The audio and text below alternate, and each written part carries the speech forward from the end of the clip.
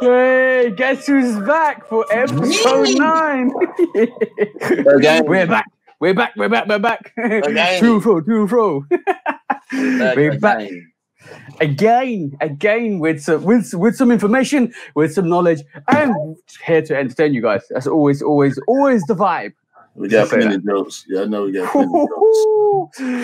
we got plenty of jokes. We got plenty of information this week. Damn. But like we always do, bro. Like we always do. What was on feet today? What was in feet this week, and what did you pick up? So I've been in the house. coming off vacation. I am gonna leave the house today, but I've been working. I actually been training at work. So if anybody out there trains on the job, does training on the job with new people, you have to do the job and train at the same time. So it's kind of it's like working a half, because you training somebody on how to do it. And my job is not time sensitive. It's like I finish when I finish. So I'm trying to stay on the schedule that I've created for myself, and also make sure I'm giving the person that I'm training the most information and experience that I can give them for the time that they with me. So all that to say, I was tired yesterday. I didn't feel like leaving the house, so I did not leave the house. Go ahead. I didn't leave the house, but I still managed to wear two pairs of things. I put the Hair Sixes on. Really gorgeous sneaker, bro. I saw that. Really gorgeous. And I can't remember the other one. What I wore on Monday. Let me just check my Instagram account for that, because I normally put it in my stories. I'm doing this whole sneaker tag, which means go tag the sneakers and tag the people that you're actually wearing. But the ones I wore on Monday must have been. It's on my little reel. Let me just check that. I can't believe I forgot. I wore the grapes. Now I put the what do you call it? Put the grapes on feet on Monday. Wore them around on Monday. Also, I did a little transition with these, which was interesting. So remember, we're doing that yellow sneaker, red sneaker, and shoe dog, and that shirt, and that what do you call it? That shoe dog book. We're doing that as well. So that's going to come. So we're going to start judging these companies on that merit to see who gets that naughty and who gets that get out of here book. But yeah, that's here we go. So let's see. So that was a thing. So that was a great, bro. Great into those. What the fives, and then the Superman combo. that was a Superman. Yo, bro, I did that when those red suede and blue suede came out. I actually wore it that way. I wore it with the red and the blue, like the Superman combo. And trust me, bro, I have something lined up with Sean as a hoodie coming out for that. So when you see it, and that's at inspiration. It's not even a collaboration. I just gave him the idea. Like, bro, go and do that, and I'll buy it from you. But I'm hoping he does it, because it's gonna be so amazing. Trust me. But watch out for that. But did you cop anything this week? I did. I did. And this is gonna lead us into the first topic. So I got to do it in order. Okay, maybe I need to show you what I got. Yeah, you go first. Okay, that was the back under how. All right, cool. So you know, recently I've been picking up some non-Jordans, right? So this is a non-Jordan that I think you might appreciate. You ready? I'm ready. 3, 2, 1, bang!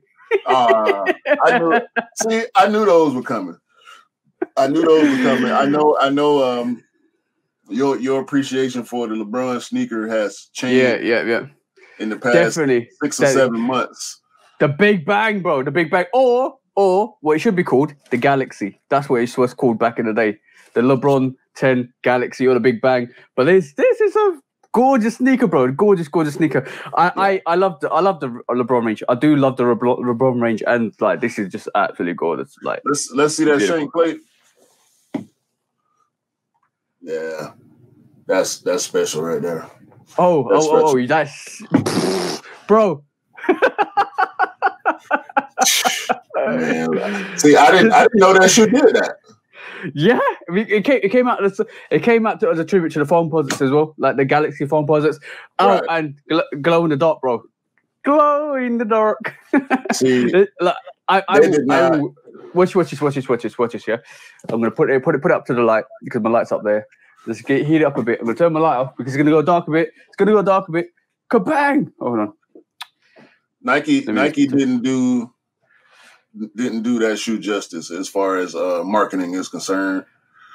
People that know, yeah, I could tell it's got a little hint to it. You got to hold it up there for a few seconds. Probably about 10 seconds to get it to glow. But definitely, this is a gorgeous sneaker. I love this sneaker. They didn't do a lot to it, but it came out and it didn't. Well, it came out and it went quite quickly here in the UK. Something about LeBron classics are going out really quickly. But I'm going to do the review for this. I was going to do the review for this for Thursday. But unfortunately, we got other sneakers coming, bro. So they take precedence. So yeah. But like, I love the pull me here plate here as well. This is a gorgeous sneaker. This is absolutely gorgeous. I'm loving it. I love the fact that the laces are cross stitched. So basically the offset. You can see it. It's offset. Slightly in up, but yeah, it's very gorgeous sneaker. That orange, Cam would love these. Cam would absolutely love these sneakers. They didn't do proper advertising on that shoe because for somebody like me that's newer to the sneaker, like I wasn't collecting, I wasn't watching LeBron's when that shoe came out, so all those details I missed. Like I didn't see none of that in the advertising. I didn't, full transparency, I did not check for them on sneakers. I saw them on sneakers, but I had already decided that it was something that I was going to pass on. Yeah. Had I seen all those details, I probably would not have passed on that shoe. Yeah. Funny enough, it's a beautiful thing. Definitely beautiful. Last week, when I was in line at Nike to pick up the Brotherhoods, they had that shoe on the shelf. You should have seen it. You should have seen it. You should definitely seen it. I probably could have had them, but they probably not there anymore. Yeah, but like this week's also been interesting. So basically, this week or last week alone, I think I managed 4 assists, if I'm honest. Like to the 2 Brotherhoods. I did the review for that. It's coming out today. Well, on the time this recording is Sunday, so it's coming out today at 7 p.m. So that Brotherhoods was 2. They already been sent over to Sean and to Jenny. The Yeezys nobody picked up, so I'm going to try and send it back. But then that was like a semi-assist, and then I think there's another one I can't remember. But yeah, this week's been productive. So passing out assists after assists, which is great because it's getting people the sneakers they want, the sneakers they really want. And bro, those playoff 12s are going to be quite easier to get. They're actually restocked here. So that's good for me. I'm guessing because I know that shoe is going to be hard to get here. The early release of them was not. It just wasn't good for us. Like we didn't see it, so a lot of people missed on that. Could have got them early from over there. And because y'all might end up with pairs sitting over there, it's we do. it's we kind of will do sad it because there's not a lot of people like it's different. It's different to the States than it is to the UK. They got actually sold out here. The restock got sold out quite quickly. It's different to the it's different to the States than it is here because a lot of people don't pick up. They don't pick up the 12s like a avid like you guys would, or something like me. Like I would definitely go and I'm always looking out for 12s because I love 12s. I love 12s. I love 11s, 12s, and 13s. And like whenever a sneaker like that comes out, I'm like, yep, I need it because I love 12s. 12s are nice, very nice sneakers. Like here 12s are a hot commodity every time. Like we told the story the episode where we had Rick on, where we were in line for a guaranteed ticket to purchase the University Gold 12s. And there was an altercation about black and yellow Jordan 12s. You know what I'm saying? It was not the full game. It was not the playoff. It was not the taxi. It was a GR non-OG colorway Jordan 12, and people were going absolutely crazy. The release day resale was around $350, $400 for that shoe. So like 12s, but it dropped in price though. They dropped in price and gone. They did. And the funny thing is that they didn't really release that in the UK. That 12 didn't. That 12 like literally came and went. And literally, there was not a lot of pairs around. It felt like a here you go buy, and then it never released properly. So you weren't able to get a pair? Well, I got my pair. Okay. I got my pair. Okay. Yeah, let's just say that. Yo, I try not to miss when I want a pair, bro. I try not to miss when I want a pair.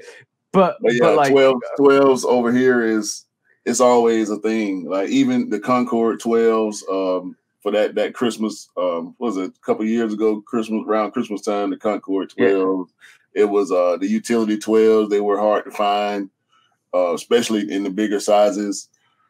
Like even the Indigo 12s, they didn't do as well as other 12s, but they were coming hot and heavy. There were a lot of pairs available, and they weren't there long. People were buying them up. But the Indigo 12s, like that is a gorgeous sneaker, bro. That is a gorgeous sneaker. Like when you look at it, like the indigo color, the fact that it fades away, and you know what, the hints on the box has got that indigo, then it fades out. Like when that Jordan label just got a Jordan Jumpman in the middle, and it's got that indigo, then it just fades out, and then you're like, yo, that's so nice, and then you got to wear it way more for that fade effect to come along, but it's definitely gonna look nice. And I haven't seen a lot of people wear that. Like there's a lot of people that don't wear 12s online. You don't see a lot of 12s being worn online. Like that international 12, the one that's got that cloud effect all the way, bro. That's so gorgeous. I got it because I loved it, and then I had my girlfriend's mum look at the sneaker, and she wanted her size. Her size was going for like $350, $400. Like, nah, she ain't willing to pay that. But then like when people see that sneaker in hand, they're like, yo, that's dope. And bro, don't the inner lining white with a blue cloud. Oh my god, that is so beautiful. Absolutely gorgeous sneaker. Also the Chinese New Year 12 with the tearaway on top, the tearaway back.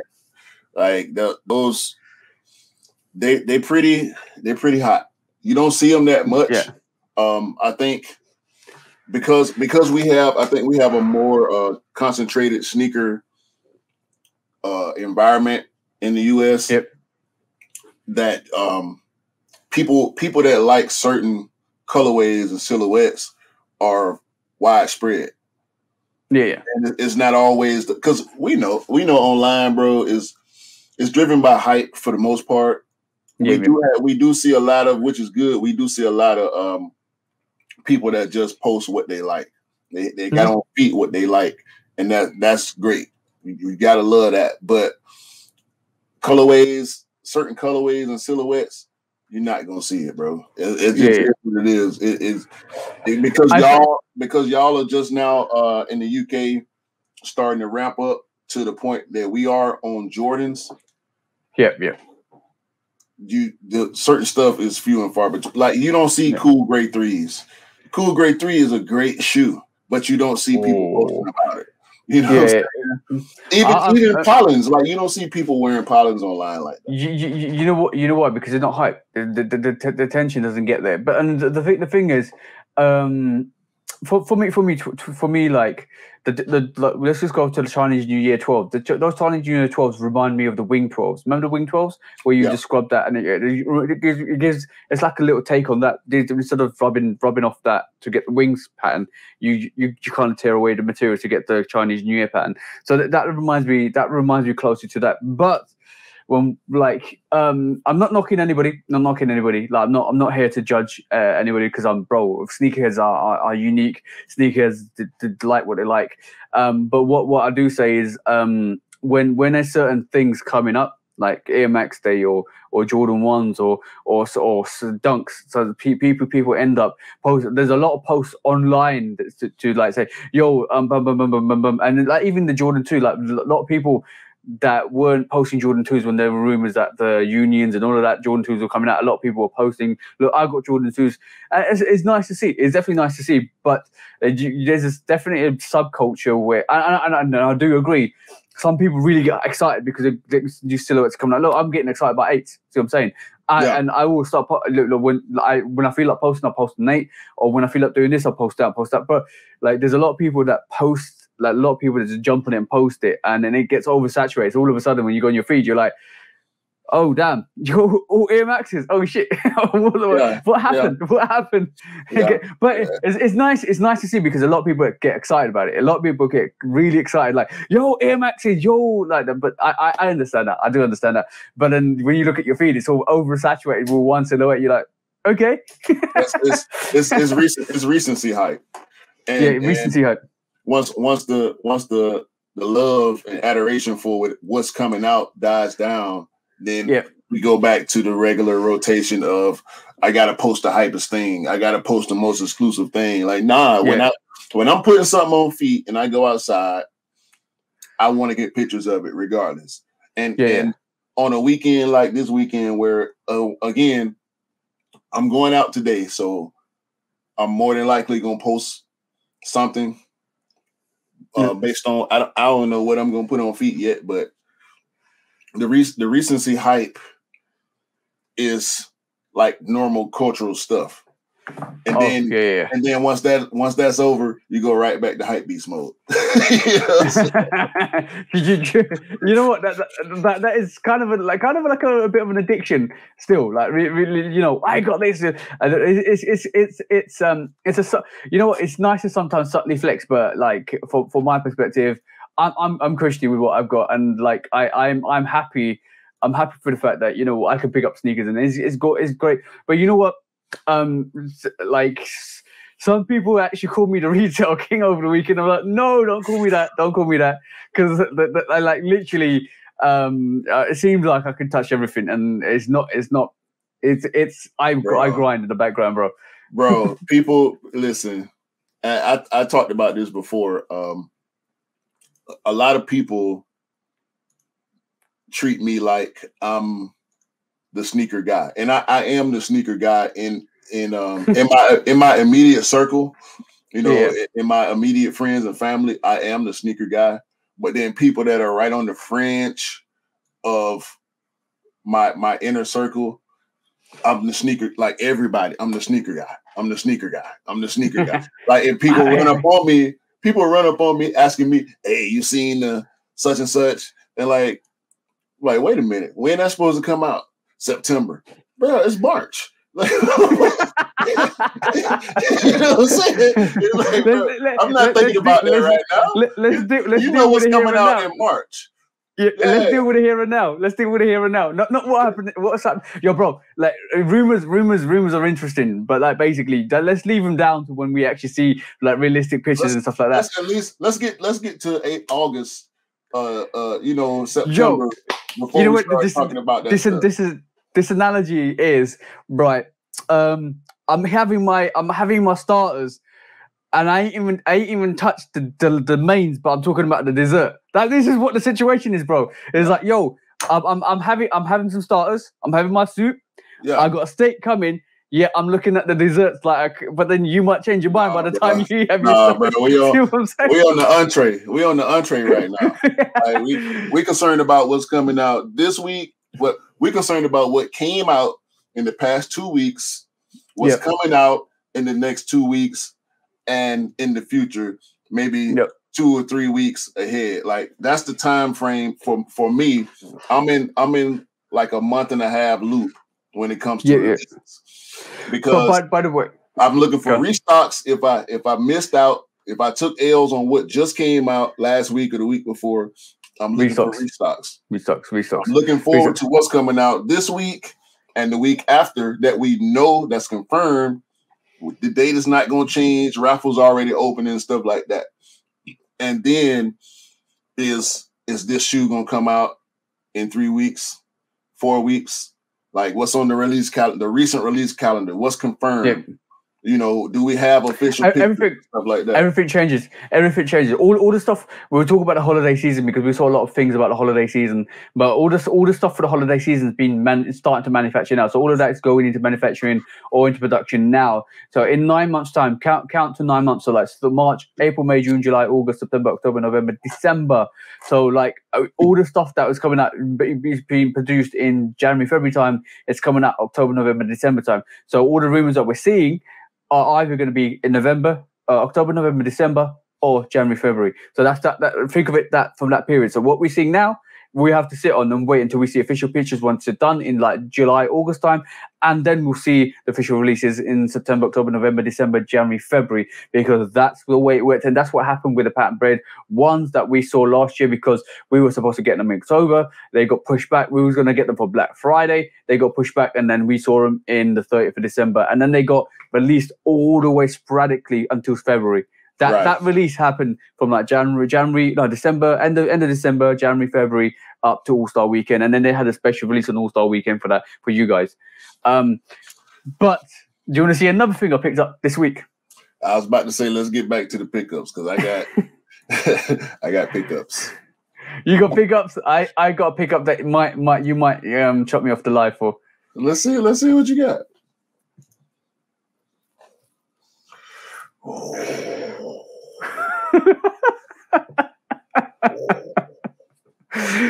So this is the K54, the original version, the one with the green, the OG with the green eyelets, all white, black, silver sheet top, shark teeth with the splatter splattered on the shark teeth, and that green. So, and this current retail, I know you're going, oh my god, like seriously, bro. I saw it. I saw you and Cam talking about it, and I let it go in one ear and out the other. So basically, right on this is GOAT. I don't know why I got it up on GOAT, but this is a good segue into how much the price is. So the new vintage price, I don't know why they call it vintage, but the new price to get that brand new is £756 on GOAT. To get it second hand is £253, right? Guess what? Guess how much I got it for, bro? I'm gonna be nice and say 175. Nope. Higher or lower, bro? Higher. Keep going down. 120. Keep going down. Going down. Keep going down, bro. 100 pounds. There you go. Shebang, bro. Shebang. It's a beautiful thing.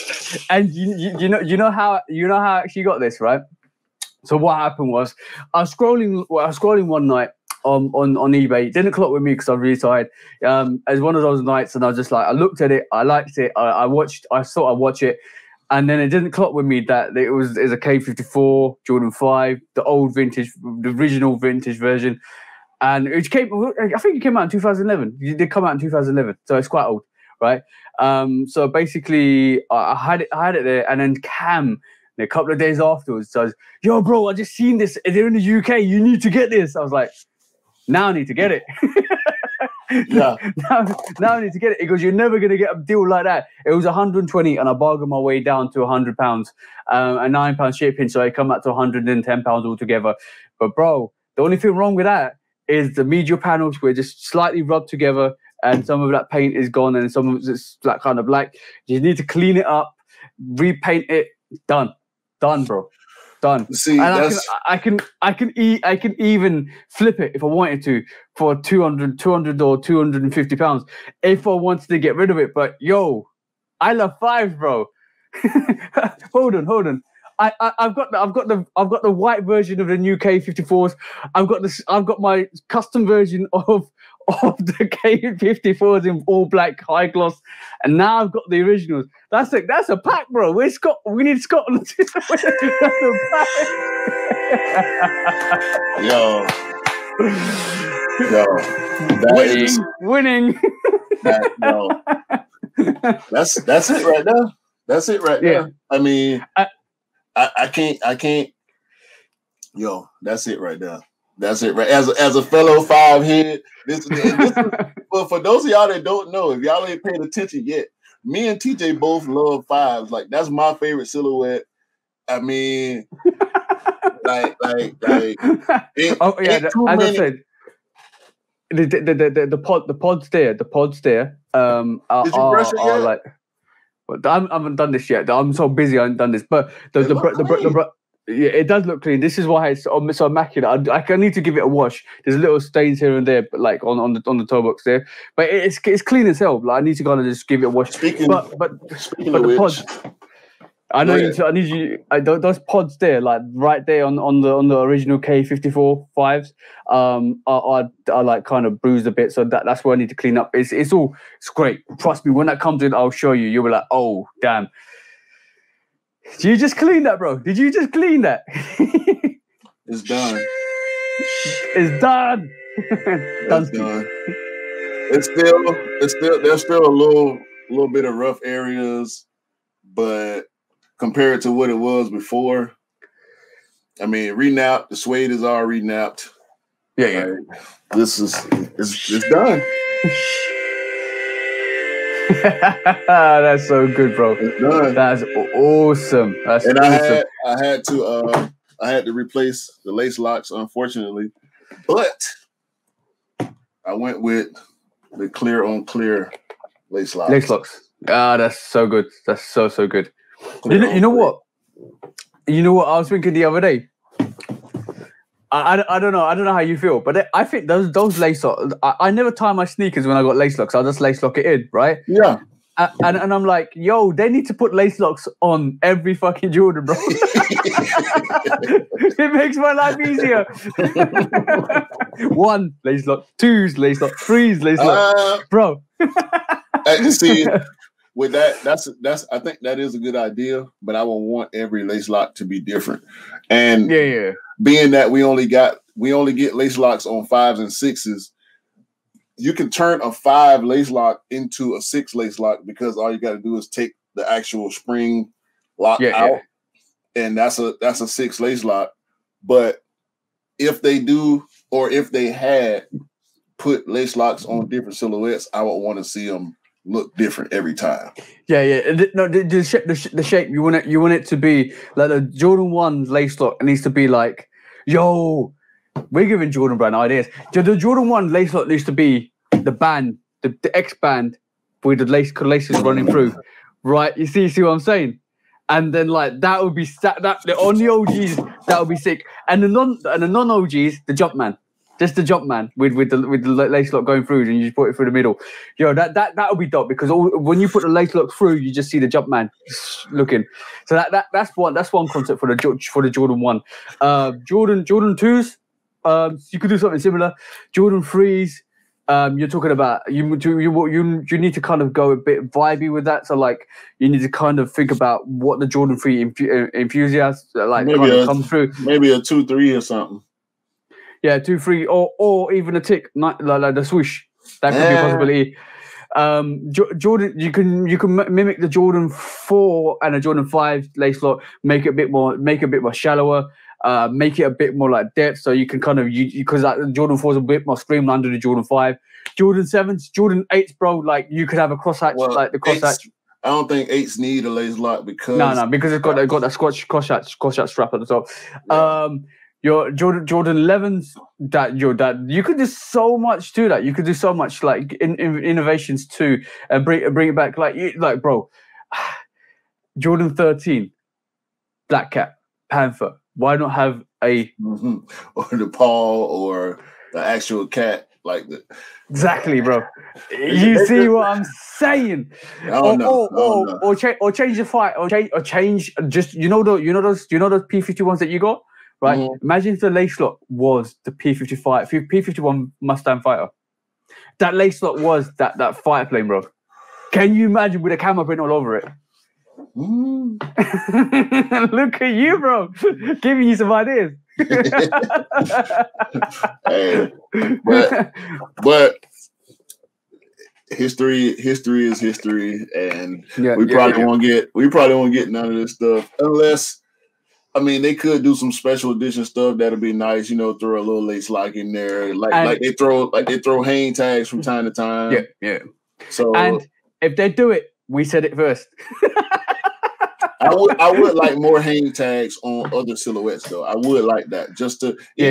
I'm not the type of dude that wears my hang tags. Like I thought about it when I wore my I'm on my year ones. Should I wear the hang tag? But I've never worn a hang tag, and I probably won't ever wear a hang tag. So the hang tags like this are classicals, right? Like literally, this is dirty because it got mad damage in my flood. But hang tags like this are classical. But imagine they did the Nike hang tag for a 5 in a shape of like as a P51 Mustang, or if they did a hang tag like this for a 13 in a black cat, like a black cat face. So you imagine two eyes peering at your black cat with a Nike instead of the smile or the growl, you got a Nike tick. That like this is classic. This is classical. Right. Yeah. But imagine if they kind of came at a different angle and whatever inspired the sneaker that actually designed for with a hang tag to go with it. It'll be awesome. That would be awesome. You know what? I'm gonna ask you to give me a yellow shoe, and I'm gonna give you a yellow shoe because we are right now. We are exhibiting extreme. We're exhibiting shoe dog behavior right now. We're telling Jordan Brand what we want. All right, we know we're not gonna get it, but we still gonna tell them what we want. All right. So when I'm laughing behind him. No. It ain't funny. We both deserve. I'm trying to change my lighting. I keep. What did Dell say? Smell like your L. Hey man, I'm trying to get that L. I'm trying to get that L sent off me, this year, and because I'm sick of taking L's. Yep. I took Cam's advice, and I'm going back. I'm digging in the crates, and this week, I found myself drinking the Gatorade. Gatorade. I'm drinking the Gatorade. You feel me? What are you missing out the pack now, bro? Hold on. It's a little bit of foreshadowing, and this is VNDS. I did have to do a little bit of work on the bottom. Shout out to Chris is dope. I hit Chris up because I've seen people use brass on outsoles before, but I wasn't too sure if I wanted to do it. So I just wanted some good advice, and Chris gave me to go ahead to put the brass on them. Yeah, man. And this is the most expensive, the hardest to get colorway. How much did you get it, bro? You ready? Yeah, go on. 105. Yo, that's dope. That's probably incomparable to what the K54s, bro. We're winning this week. Winning. 105. And Sheesh. I mean, Toomble. Oh. Toomble. Yeah? Sheesh, bro. Damn. Bro, look at the wrinkles on that, bro. You're getting too many sheeshes, bro. Look at the wrinkles on that dude. Shit. Man. Yeah. Toomble. They remind me of the Brotherhoods, bro. But wait, there's more. Okay. I'm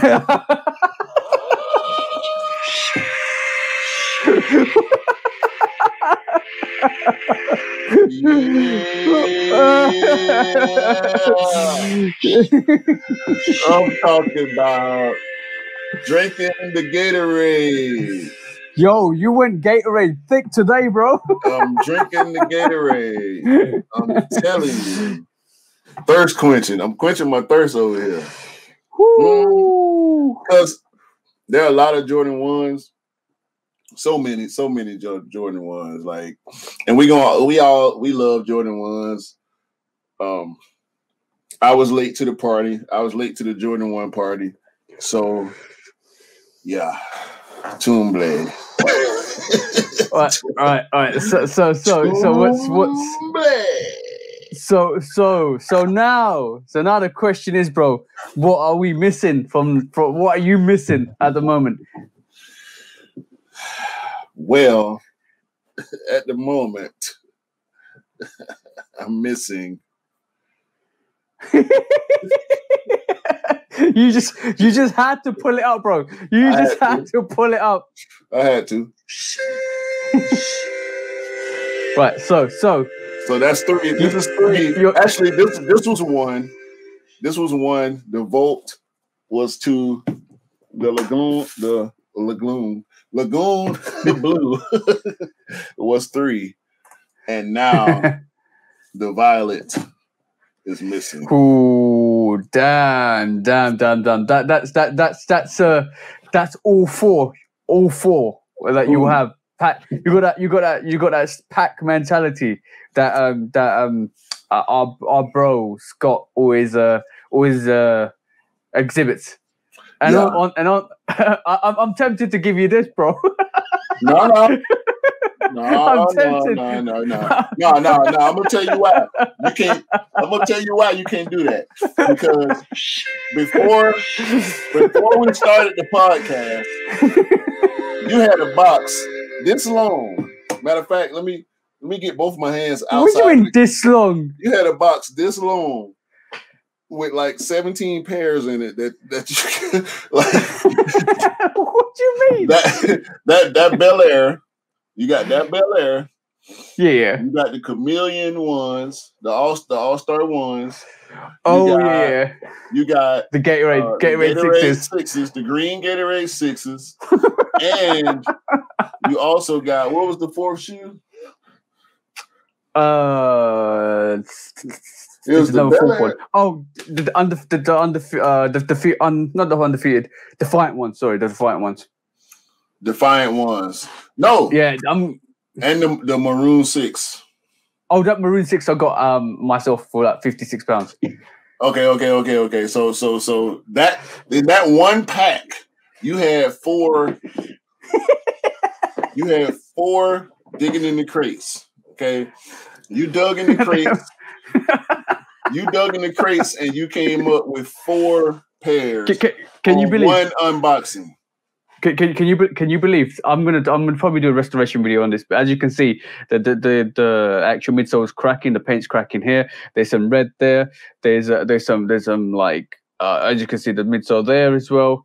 There is my bad. There is some scratches there as well. I'll do it 2 seconds. Yeah, there's some scratches there. So it's a proper restoration, but like, bro, there's nothing wrong with this sneaker. That pistol is so gorgeous. Look at that. And there's nothing wrong with the sneaker in general. There's nothing wrong with this sneaker, right? So I will do a video to restore it, but like this, like that, you can get that out easy. Just wash it. The only things I'm really worried about is the scratch mark. This scratch mark is not too bad compared to the other side. As you can see, the scratch mark on here is way more like messed up on that arm. See that? Yeah. But then I think it's restorable. I think it's restorable. Like this foam is just scratched away. So I need to take it back to the base and respray it. I'm gonna color match that maroon color. But once I restore these will look absolutely brand spanking new. It just needs a good clean, good restore. Something that I need to do that I haven't been able to do at the moment because I'm busy with other stuff constantly. So once I get that, that is going to be immaculate, bro. Back, and these only cost me like £56, bro. Cool. So.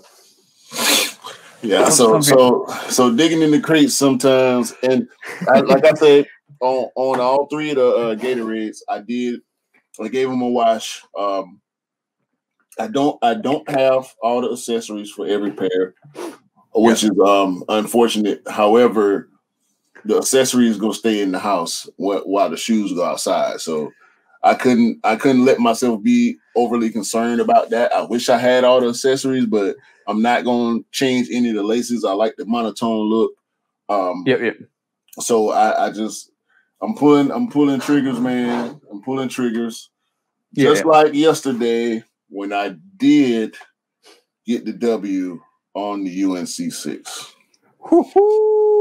So W, bro, W. And that's why I wanted to say that. I wanted to say that lastly, because that UNC6 release was ridiculous. Like over here, I don't know how it is over there, but over here, that release was like I can't even come up with a good what I feel like. I'm gonna share something on screen with you because keep talking because I managed to get a W for that eventually after trying so hard because I had L City leading up to that. I'm talking L after L after L, foot patrol size, every single raffle I entered. I was hesitant. I was really hesitant to actually go into that release into the sneakers that release, and I was thinking, nah, this ain't happening. This is literally not going to happen this year. Man. Go. But because like this is what happened to you guys, bro. Yeah.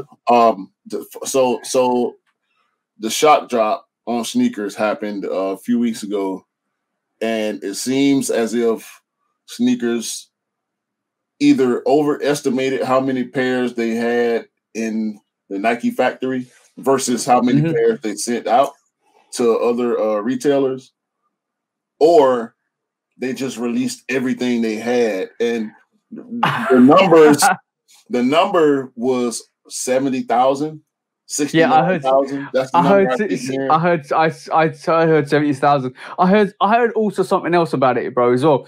I actually heard that somebody accidentally released a full stock. Right.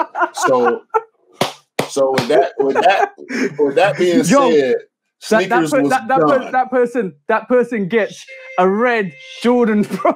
That person gets a red card, a red sneaker, bro. Because you know what? How can you cock that up? How can you cock that up? Because basically, imagine sitting there on and it's like, you know, it's like any dictator with a nuclear button.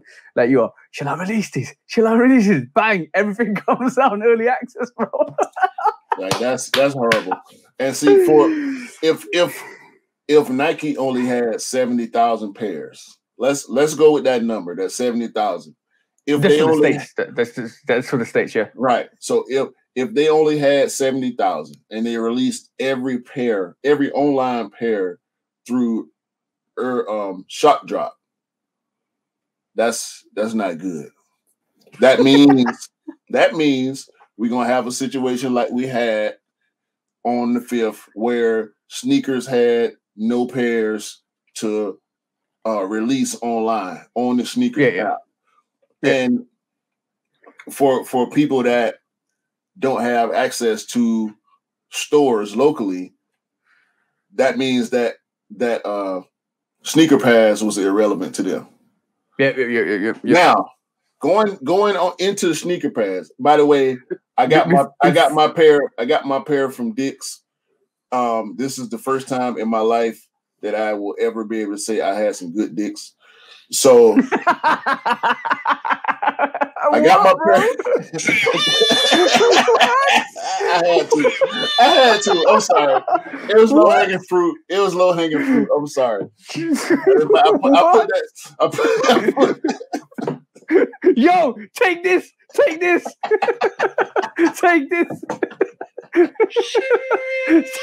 bro. That is horrible. Yo, I had to, man. You know, I thought about it, bro. Well, look. No, but let me tell you. No. Say that again, bro. Say that again. No. Slowly. No. I'm not gonna say it again. Because yesterday when the release was happening, I was on Foot Locker trying to cop manual, which don't happen. Champs, same thing. I went to Hibbett, Jimmy Jazz, like every retailer that was releasing that shoe online, I had a tab for. I had both screens, NBA store. I had both my screens, tabs all the way across, Finish Line, JD, everybody, right? And it was sold out. So Foot Locker and Champs, Champs is a Foot Locker affiliate. So yeah. They had queues. Dick's had a queue. Dick's Sporting Goods had a queue, and JD Finish Line had queues. So after 5 minutes, I was left in the queues. Everything that was first come, first serve, bot central. I'm talking about bot central. Like, ain't no way you're gonna cop manual on any of these sites unless you one of the fastest typers in the world. Like, I don't.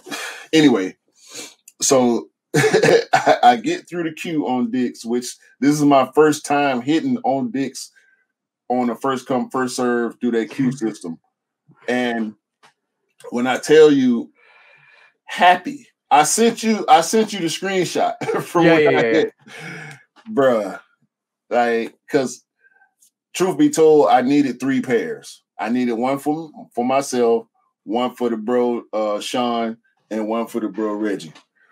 And we all wear the same size. So I needed 3 11s pretty much. And I was only able to get my one, which is gonna stay here more than likely. Depending on how I feel once I see it. That's always the case. You know how it is. Sometimes you want something, but hopefully the quality is good enough. Hopefully everything is on point with the pair.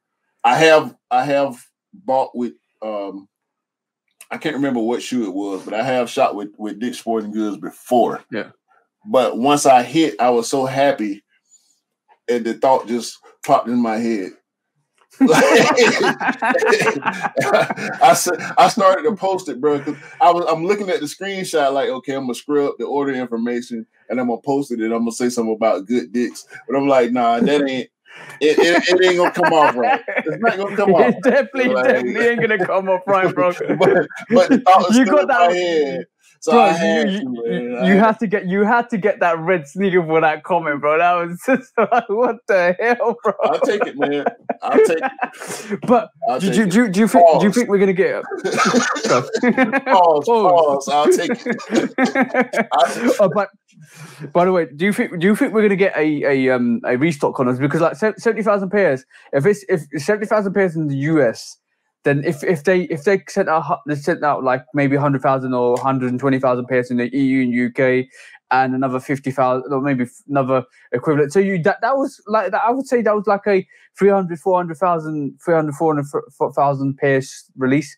I would say easily. Like if you got 70,000, but is that just the production line? Like, and we're gonna see more. Do you reckon that there'll be more pairs of these 6s? Because I'm like so I'm hearing maybe not, but I'm hearing maybe we will. But the resale price is dipped massively on them to like 200 to 225 UK, which is great because before release in January time, in January time, they were £600. And this is why I tell you guys not to pay pre-sale for any sneakers, because basically by the time the release happens, now we're seeing a little bit of a spike because people that missed are getting those sneakers now. So I'd advise people to wait another week or two, or to see if there's any restocks. If you hear any restocks coming through, then they might drop the price, so you might be able to pick them out of restock, and maybe wait another three weeks. When if they don't see restocks, the price will start to stagnate and go back down because people are quick selling to get more money for sneakers that are coming up in the future. So that could be a situation. So like I would say between to this week to 3 weeks time is a time you should be looking to say, all right, cool, I'm gonna go get my pair now, because basically I know this is the right price to get it at if I can't get it for retail, because after 3 weeks to 4 weeks this price will start to climb back up, and then in about 3 to 4 months it'll be up to like 225 to 250 to 300, and then the UNC colorway is really popular, bro. The UNC colorway is really, really popular, but it means now got the UNC ones. Are you're gonna give me some? You're gonna give me you might as well pull the yellow. No. I can't because I wish I was in the position that you are in, because I had go. Okay. Let's run it off. UNC one retail. The UNC one was a bit of an interesting story. I missed it last year. I didn't even think about it, and then the sneakers that gave me EA exclusive access in October time or November time, 1 or 2, and they gave me EA for that, for the University one. That was shocking. I was like, I didn't expect it. It came out on my phone. A chance to cop the University blue. I was all right, cool. I copped it. So that's one. The UNC threes, I managed to get them for retail. UNC fours, managed to get them for retail. Bluebirds, let's just say Bluebirds is almost like a UNC colorway. Almost like, so that I got them for retail. No, I actually didn't cop them for retail. I copped them just above retail for resale because they didn't have my size. But now UNC sixes, bro. Like literally the whole UNC collection, except for the Bluebirds, because I paid a little bit more for on retail, other than retail. They're all retail pairs, and like I would not be sitting here, and I would have thought UNC colorway so popular, I would have had to pay that resale for. And ironically, after I copped the UNC fours, my girlfriend got the exclusive access to get the UNC fours. You know what? And now you guys probably wonder we'll just sit this right here. Who's that, bro? You know who it is. Can't see it, bro.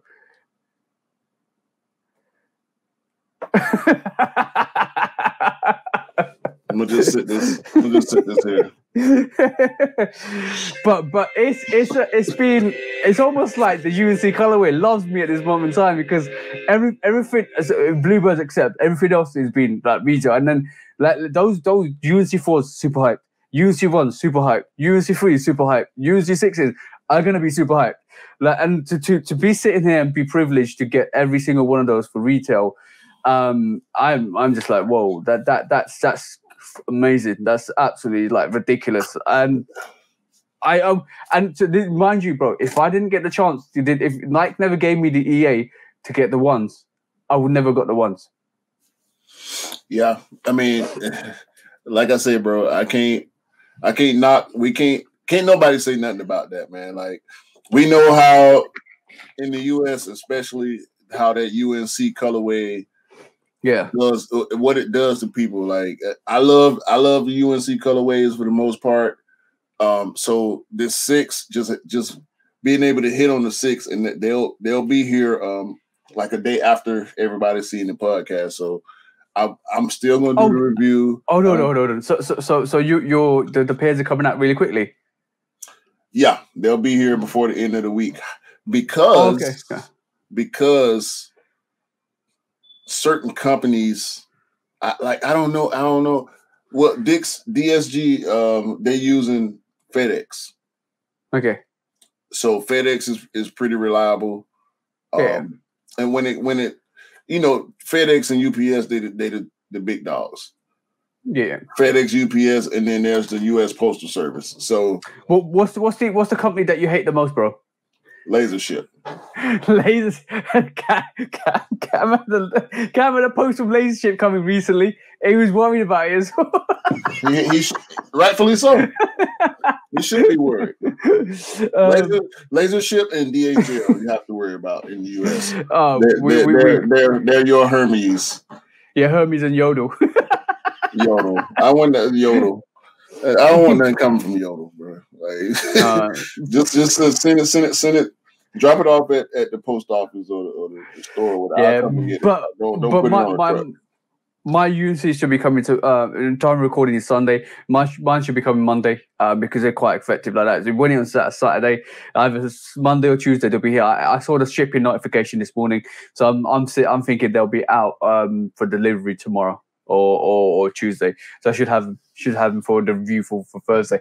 But I'm excited because, bro, like if you got Carmine, you know what? I was so amped for this review. Not the review, the sneaker itself, because like my Carmine 6s were my sneaker of the year last year because it's such a beautiful colorway. And then to take the Carmine and just switch it to UNC. Like that's amazing. Like even Carmine's still gonna be better than the UNC, hands down. OG colorway, red and white, Chicago color blocking. Like that's still gonna be like my number one out of the two when I compare them. But for me, like to switch it from that Carmine colorway to the UNC colorway is so nice to do. And I'm not lying. That big tag at the back. Bro. Why did you call Michael Jordan out, bro? Because you said Carmine. You said the Carmine is better than the UNC. So we got Jordan over Carmine. The Carmine over the UNC, Chicago, UNC. Like, it makes sense, bro. Yeah, but you're such an idiot. Come on, man. I'm trying here. but like for me, like I do. The more I see the UNC 6, like it's a gorgeous sneaker. But you know what? I like the fact that the back label it's got that back big fat label engineered. And some say something like the college tag, and it says engineered by the greatest company or blah blah blah. So that. It reminds me of the Michigan, and all the college sneakers are put in that. The Michigans, the Oregons, they've got these UNC 6s now. The UNC 4s. UNC 4s have got that. Yeah, you call that college tag. So I love that. I do love that because it takes a little bit of this is a homage to the college sneaker, but also gives it for everybody else to pick up. And bro, I pulled out the Michigan 5s the other day. Oh my God, bro! That sneaker is something else, bro. That sneaker is something else. If you haven't got it, you need to get it, bro. I passed on it. Maybe I'll go digging in crates for it. I don't know. I did end up searching it, but I decided. Hold on. I decided there were other colorways and silhouettes that I wanted more. I got one in my head right now that I've been on pretty hard. Yeah, it's always the SE box. The Jordan SE box is. We haven't got the SC box for these though. We haven't got the SC box for the UNC. You've got the UNC box for the UNC. It's special, it's a special box. Hopefully it's just like the normal 6 box, but and those sat. It was pre-pandemic. It was pre-sneaker rush. Like I should have. Looking at it now, like I was a different guy at that point. When that release came, I wasn't the Q that I am right now. Yeah, bro. Jordan 5 with that dark navy blue color on the midsole and the upper panels. But look at the inner. Nah, bro. I wore this went straight to feet. Even though you can't see it, this went straight to feet. As soon as it came in, went straight to feet, bro. This is one of the best 5s pickups when I actually picked this up. Look at the inner lining to this, bro. Yeah, it is cool, dude. Satin type finish on the diamond. The diamond stitch. It looked like the inside of a 82 Cadillac. Yeah, damn, bro. Oh, bro. Look at the inner lining. Look at the inner lining. Like, not an inner lining, the insole. It is crazy. This sneaker, like, I can't believe this sneaker sat, bro. Yeah, like, it's gone up. It's gone up in price. Of But course. I didn't see a full release in the UK for this, for the Michigan. So I had to, I know I didn't know you that time either, but I know this was sitting as well. So I paid a little bit of extra resale. I think I got this for $225. But like, that back tab, that is beautiful. That cross stitch, that Z stitch to that back tab, and it just says quality products inspired by the greatest basketball player ever, and it's got Team Jordan on the side of it. That label, that's the motto. That's the motto, and you know what? That label, it kind of gives an extra vibe to the sneaker itself. The Jordan 6s on that as well, and then like I know Scott's going for the pack. Scott's going for that tag pack rather than the UNC pack, because that tag pack means like you got the Oregons, you got the Michigans, you got the UNC 6s, you've got the UNC 4s. So that tag pack is something important as well, because that means that you got all the college sneakers. But bro, that Michigan 5, I got it straight to feet. Had to be, love it so much, love that sneaker so much, and you can tell I'm a 5 fan, bro. I'm absolutely stuck for 5s. It's my favorite shoe, man. Yeah. So moving on, do we need to talk about Foot Locker again? Yeah. I'm sick of talking. Let's not spend too much time on Foot Locker, because we got other interesting stuff, more interesting stuff in my opinion. But we cannot. I just talked about the Foot Locker release process online. It's painstaking. It takes so long. Like, you got to sit in the queue, and then it's random. It's not according to the queue itself, it's random. So I think we just need to touch on it quickly. So this week has been very chaotic on this in terms of Foot Locker. When the initial news about Foot Locker on Nike retracting most of the stock for Foot Locker, they lost 35% of their stock level or their share prices. So what actually happened was their executive, I don't know if it's Lauren Thompson, so basically, or Thomas. So basically, there was Richard Johnson is the CEO.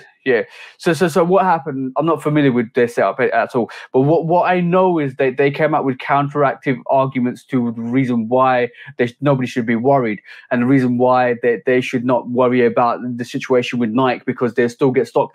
And there was a lot of confusion, because initially we thought they were going to lose a tier 0, tier 1. Then all of a sudden there was news come out that they're going to lose everything Nike. I'm talking every Nike stock. Then there was damage management from Foot Locker. They're saying we're not going to lose everything. And now a lot of people are uncertain what's going to happen, because currently, as we speak, we don't know whether Nike's going to withdraw everything, if Nike's still going to give Foot Locker everything, or whether it's going to be they're going to lose all the high-level tier 0, tier 1, diamond status, all of that stuff. Whether they will lose that and they'll still keep like Reacts and Air Force Ones and stuff. So there's loads and loads of miscommunication at the moment. There's loads of like, we don't know what's happening with Foot Locker, but either way, it's a bad look for Foot Locker. Either way, if they're getting assessed like that, it's a bad look. Yeah. From the last thing that I read, that I actually believe is that Foot Locker is not losing. They're not losing Nike as a brand. Like they're still gonna carry a lot of Nike products. Probably still the majority of Nike and Jordan products, because that's the bread and butter. That's the stuff that we know is going to sell. It's the biggest brand as far as sportswear is concerned. But they're not losing tier 0, which means they'll still have the collab releases that they have or have had access to. They're not losing tier 1, which means all the GR Jordan releases, Air Force One, Air Max, anything that can fall into that hype realm, they'll still have outside of like a Pata or a Union, like stuff that's in that special that SP category. They probably won't get SP stuff. They're not gonna have Travis Scott. They're not gonna have Off-White like that. But the bigger stores may, like the LA stores, or maybe a Chicago store, or maybe a New York store, might have some of that stuff sporadically, but their stock numbers have dropped. They're not getting nowhere near as much as they would have got before, because Nike is starting to push towards direct to consumer. Like they don't and I think we should, and I think that I've seen this more and more over the last couple of weeks or so, because I'm gonna tell. Let me just talk about what you just said. Yeah, I agree. I think that instead of getting 70,000 pairs or 50,000 pairs, they're getting 15,000 pairs. So overall, so they're mass in terms of worldwide, or even not worldwide. They might even get 20,000 worldwide. I don't know, because that's something. I think it's worldwide. Yeah, so I think they're losing a lot of stock. So it's going to be harder. It's going to be really, really hard for anybody to cop on foot sites now. So like your sizes, your Foot Patrols, your Foot Lockers, your dicks, and your dicks, bro, and any and any other. What the fuck? Wait. Yeah. So you saying foot sites across the board you think are gonna get hit same way Foot Locker did? Yeah, and the only reason why I say that is because basically I'm gonna this is the initial strategy, and I think is already in place. I do reckon it's starting to be put in place, already in place, because in the UK alone, like last couple of years, Foot Locker hasn't got the same releases. Foot Locker is hard to win on Foot Locker, but now if you see the sneaker releases over the last couple of weeks to the year, I'm winning more stuff on Sneakers app. I've got the UNC6s on Sneakers app, and I haven't really got anything else off the foot sites, like Foot Patrol size, Foot Locker that I didn't see anyway. But like the Cardinal Freeze, I won the Cardinal Freeze on. I think I won the Cardinal Freeze on Sneakers app. So, Cardinal Freeze, UNC6s, everything's being switched back to the Sneakers app, and then I'm not winning it on these foot sites anymore. So for me, it's like feeling like, maybe they have already implemented this. Maybe the stock numbers have released, and maybe somebody's leaked some information about Foot Locker not having the right amount of stock, and it's escalated to the fact that everybody's saying, Foot Locker's never going to have any Nike stock, because do you know how Chinese whispers? Somebody says something, and all of a sudden back here, somebody hears something different. Like it's like we're not going to get the same stock level, and all of a sudden, they're not going to get any stock. That could have happened. So in reality, maybe they want to drive up people's happiness levels on the Sneakers app and give that better relationship on the Sneakers app, because they feel like over the last 2 to 3 years they've lost that. They've literally lost the fact that the guarantee, the got them, like everybody's feeling shitty about the Sneakers app,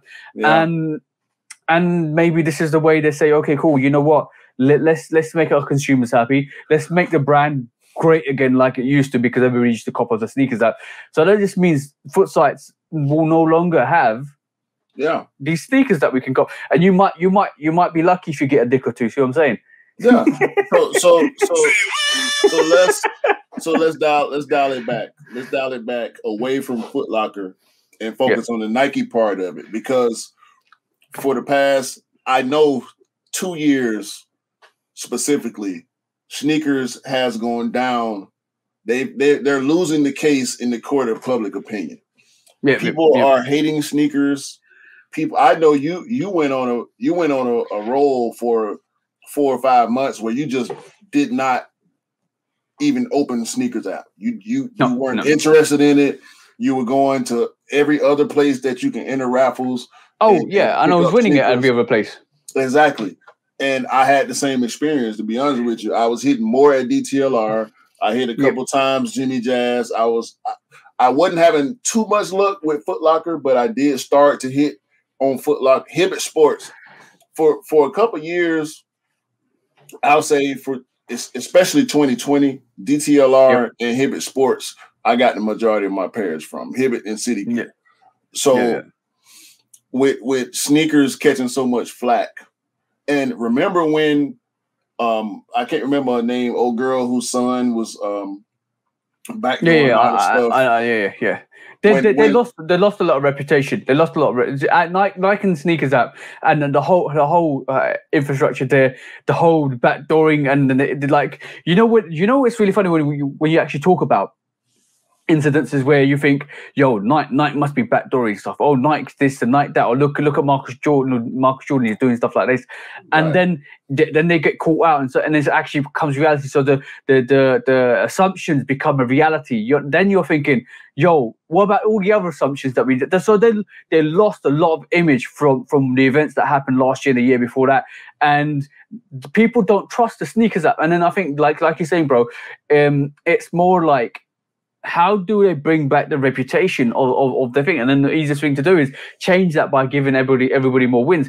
And you know, the really interesting thing was when I wasn't going on the sneakers app. So like my initial feelings on copping sneakers is I'd rather get a day early on Foot Patrol or size, and even though they reserve my money, because when my dreaded thought process is when it comes to the sneakers app, I'm gonna lose. Yeah. And I don't want to rely on my last resort is to put the draw or raffle or go in for the sneakers app, because that's my last resort. And if I don't cop, I know the percentage of winning success on sneakers app isn't that great. So and they know this. It's over. So like before that process in that last year, I would have like raffle after raffle after raffle, draw after draw on different foot sites before which will close a day before, and then. If I do win and if I do cop, I'm like, yo, cool. I'm cushy. I don't need to even open the sneakers app up now. Right. That was happening quite a lot. And then I don't know what happened, bro, because in the space of October, November, and December, they gave me early access, exclusive access on like 7 occasions, bro. 7 occasions. I caught for Dell with the patterns, the shimmers for somebody else. University ones. I had another release for the not these Raging Bull 5s. Yeah. Bro, like they gave me literally everything, and I'm thinking, yo, I ain't messing around with the sneakers up, and they're just giving me everything. Every single thing you can think of, release, exclusive access. I even rejected a couple of exclusive access, and I put it out there. Nobody wanted it, so I just rejected it. But they're giving me everything, like because I was messing with them, and I kept that energy. And now, like it just feels like they're just giving you everything. Like, yo, we've got more stocks. We're gonna give we're gonna give more people that. And you know what? I copped on the sneakers app. Scott copped on the sneakers app, and he never cops anything on the sneakers app. He copped those 6s, UNC 6s. So like I'm definitely seeing a change. Definitely seeing a change on the sneakers app. Whether that continues into the next couple of years, we'll see. Because you know how things get. Everything's all cushy for time, and all of a sudden it's hard again. And then see what I believe the problem is with that line of thinking from Nike. I understand them wanting to bring the sneakers app back to prominence.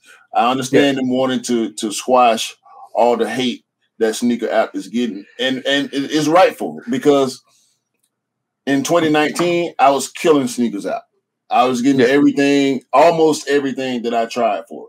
There were, of course, the hype stuff, off-whites and stuff like that. It's going to be harder to get because everybody's going for it. But as far as GRs, stuff that was, in the middle of the road as far as whether people wanted them or not, I was able to cop all the time. And at the beginning of 2020, also exclusive access. I've only got 2 early access in the 3.5 years that I've been on sneakers. However, why can't we just get more stock? I understand the pandemic, okay? I understand the shortage of workers, late shipments and all that kind of stuff. But if we plan it and we know how it goes, the sneakers get made 9, 8, 7 months before they release. Give us more stock.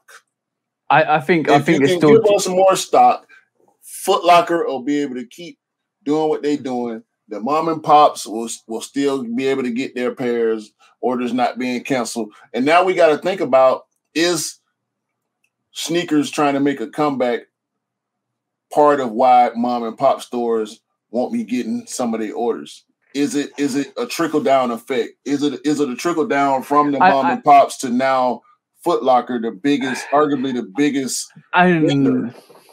But I think it's to do with that, but also like my rant last week, and I went on a rant last week. But like what I said last week, I think it's got to do also with bad behavior. And if you watch our Instagram lives on Straight to the Toe, I mentioned this. It's basically them taking back control, and they're basically saying, you know what we're going to do is take back control, take back the bad behavior. We know Foot Locker's renowned for backdooring, so let's get rid of that, because it kind of we want to take back our control. Mama Papa stores, foot sites in the US probably have the same problem. So they're like, okay, cool. You know what? We'll take back our control. We could take back the stock. We do direct shipments. We do direct to customer. And it means a lot of people that the satisfaction levels with people that are getting their sneakers probably increased with that. But you're taking. I think it's they were threatening to do it back. They were threatening to do it back 2 years ago. They had regular audits on Foot Locker and other foot sites, and I think that was the data build up to what's happening now, because I was hearing a lot of information about people backdooring, and the pairs weren't there, and Nike would audit their pairs to work out, and then they'll go back to their plugs and say, "Yo, can you bring back your pairs because Nike wants to do a stock check?" And some of the pairs have already been sold. And then you can't justify them. So I think is doubling down on bad behaviors, and doesn't mean Nike don't do the same bad behaviors, but like from their perspective, they rather do it themselves and control that market, and control that price range, and control the hype and the resale, rather than other foot sites control it and other resellers control it. Because in reality, whoever has the mass stock controls the resale, controls the hype. So that's what they want. And if they can't control it, they can't control the stock. They can't control their sneakers, and therefore what happens is you lose control of and satisfaction for the customers. And this is what's happening with customs as well. This is what's happening with restorations as well, and this is what's happening with resale as well. And we all know that Foot Locker have associations with either GOAT or Flight Club. We know they've got stock in that. I don't know whether Nike does. That's something I'm not aware of. They might do, might not do, but that's all assumptions. But eradication of bad behavior is one step that they want to do, and it means more stock for them. But they're never going to increase the stock levels, bro, because basically for them, then you want to make sneakers a bit more exclusive, so that there's demand for them. And if there's always demand for them, they're always going to sell out. And that's hype versus demand versus production versus selling to the customers. That's always going to be the case.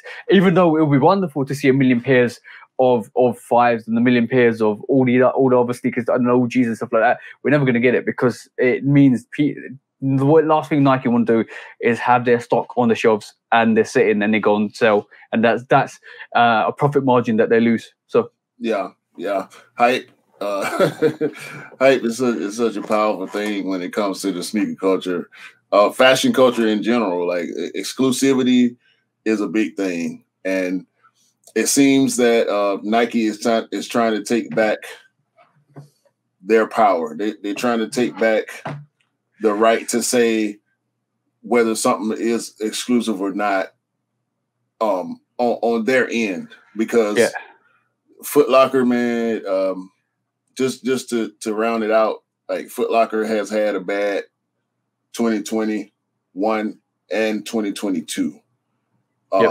And we can go back further than that to the beginning of the Flex app, but I think they started to change it a little bit. They switched up their model a little bit. They changed their algorithms a little bit to try to make people get more W's, make it more random, because we know it's a points-based system. And for the longest, since the beginning of the Flex app, the word on the streets was the more points you have in your account, the better your chances are. So that's just not fair. That's not fair for people that are just learning about the app. That's not fair for people that are just getting into the game. And I can't understand why they would ever go with a system like that in the first place. You're rewarding bad behavior in a way because we know people go and spend money at Foot Locker for that specific reason. We know people have multiple accounts. We know people people create emails and go open up debit accounts or a Cash App or whatever type of account just to get the card to be able to have different payment informations for the different 100% accounts that they have. And so 100%. that's also rewarding bad behavior. Yeah, also, and it's driving back. I think it's all driven on return customer sales. So basically, the more the person purchases on sales on from that foot site, the more they're rewarded from it. And in reality, that anybody that's new to that will never be able to catch up with a person that's been shopping there for like 5 years.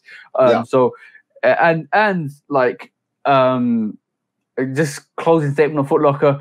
It's going to be interesting to see how they end up, what's going to end up with them in the next couple of years.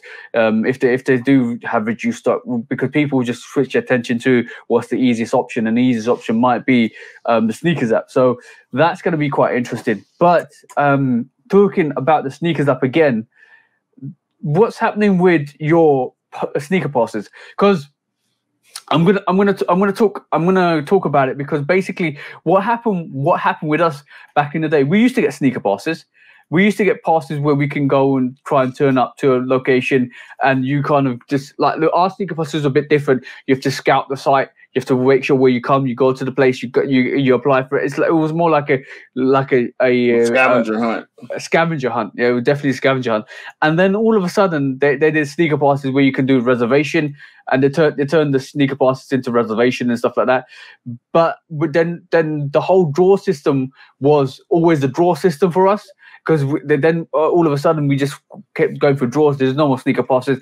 Now I know the sneaker passes was there for you guys in the States, where you can reserve your sneaker at a location.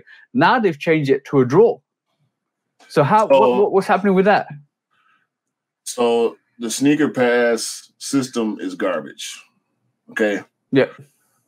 The sneaker pass system is I don't understand how it works. I've seen people do videos about it. First of all, have you ever hit on a sneakers pass? Once. Okay. Once. And truth be told, I don't even think it should be counted, because it was the Moonlight 5. Okay, cool. So that was pretty much the sneaker that sat everywhere. Right. That shoe sat. So the fact that I hit on the sneaker pass on the Moonlight 5, it don't make me feel no better about the sneaker pass system, because what happened on Friday, the day before the UNC 6 release, we got sneaker pass. We thought it was going to be first come, first serve. I held my reservation or my excitement for being able to line up to Friday, because I said if Friday afternoon hits and I get that notification from the sneakers app that there's a sneaker pass, that kills the whole first come, first serve situation, because sneaker pass is a reservation, like you were just saying. Yeah. So now Nike is saying this, they're changing the sneaker pass to a draw, which I got mixed feelings about. I appreciate them changing it, because the current system, which we still had, that UNC 6 sneaker pass was over in less than 10 seconds. Mm-hmm. I mean, if it hit at 1:15 p.m., if you weren't reserving your pair before 1:15 and 20 seconds, you had no chance. That was the old system, yeah? No, that was I say current, because that's what happened 2 days ago. Yeah. So is this whole draw system going to be active going forward? Has it been implemented, or is this now like Is it still like based on the old system? Because like our draws in the UK, you have a 15-minute period to get your draw in, and it randomly filters through and gives out W's to people that actually apply for the draw. So I'm just reading this here at the moment. Your sneaker pass system was formed in 2018 as a first come first served mechanism for consumers to reserve highly sought after drops. The brand have now incorporated a draw like system that allows everybody a better chance to secure their items. The new development that's speaking to what I was just saying. Your chances on getting a sneaker pass reservation on a shoe that a lot of people want is next to nothing. Like you're not fast enough. Yeah. I don't understand how it works. So like I'm gonna break down a little bit more about the whole sneakers and draws and first come first serve. So I'll break down in a bit. What it does definitely say is there's an integrated bot filtration tool which allows to protect buyers into integrity and experience authenticity. So basically, what it's trying to say is that the new system allows you to go into a draw, and this is why I don't feel it's put in place at the moment, because for us, yeah. I'm going to be really realistic, right? First come first serve is never first come first serve, right? So first come first serve is you put in your entry for your sneaker, and within the next 30 seconds of you putting in that entry for when that actual sneaker goes live, not draws, just when it's just there, it will filter out and still do a semi-draw for the people that put it in the next 30 seconds really quickly. And then it will throw out W's. So in reality, that's a short draw system. And that's always been the case for Nike. So first come, first serve is never a true reflection of what happens on the sneakers app. First come, first serve is, this is your chance to get your sneaker quickly, but we're still going to do a 30-second draw when you put your entry goes in. So your entry goes in, it goes into a pending state, and then you're either told a minute later you haven't got it, or a minute later you've got it, because that first 30 seconds to a minute is when they do a short draw for everybody that's put that in for that entry. So I think for what I was told previously, it was a minute to 2 minutes, you got a chance to get your sneaker. After that, you're done. Right, and then after that, what they do is they put it into a mini draw, and then you get found out. So when you put like the UNC 6s that came out this week, they gave you like a good 2 minutes before they told you it's a W or a loss, right? And 5 minutes later they told you it's a loss. So in retrospect, when you put your entry in, it goes into a short form draw. And then people that have won it get told after 2 minutes that you got a W, and after 5 minutes you got an L. So I saw that in real life, because I put in for the UNC 6s, and my girlfriend put in for the UNC 6s, and in retrospect, I got my W within 2 minutes, and she got an L come out after 5 minutes for waiting. So she knew she wasn't getting it. So that's the short form draw. Now the long form draws is you put your draw entry in, and it takes 15 minutes for that window to close. So when it's a sneakers draw in the UK, this is UK and EU, you put your draw in when the sneaker goes live. You got 15 minutes to put your draw in, and after 15 minutes, it takes another 5 minutes or so for them to kind of digest that, kind of see who entered, so try to do the bot filtration system, and then throw out the W's, and that's the draw system. So what I feel you guys are going to get is a similar system to that, where it's not 20 seconds. You get maybe a 5 or 10 or even 15 minutes to go in and reserve 10. You might get 10 minutes to go in to draw for a sneaker pass, and that means that sneaker pass is to pick up in that location. So in reality, you'll have to put it in within that 10 minutes, put in the area that you want to reserve it in, and then go in for the draw, and then they'll draw out the winners from that. And I think that's still pending. And because we're hearing about this recently, I think that might come into play maybe in a couple of months, when you see, instead of sneaker pass first come first serve, you get sneaker pass draws. So I think that's going to happen. Yeah, it's news. It's not live. Because I was looking at it Friday when the sneaker pass hit. I didn't know whether or not it had taken effect yet, but we do have the draw system. We already got the draw system. Sometimes it's first come first serve. which is, pretty much a live raffle.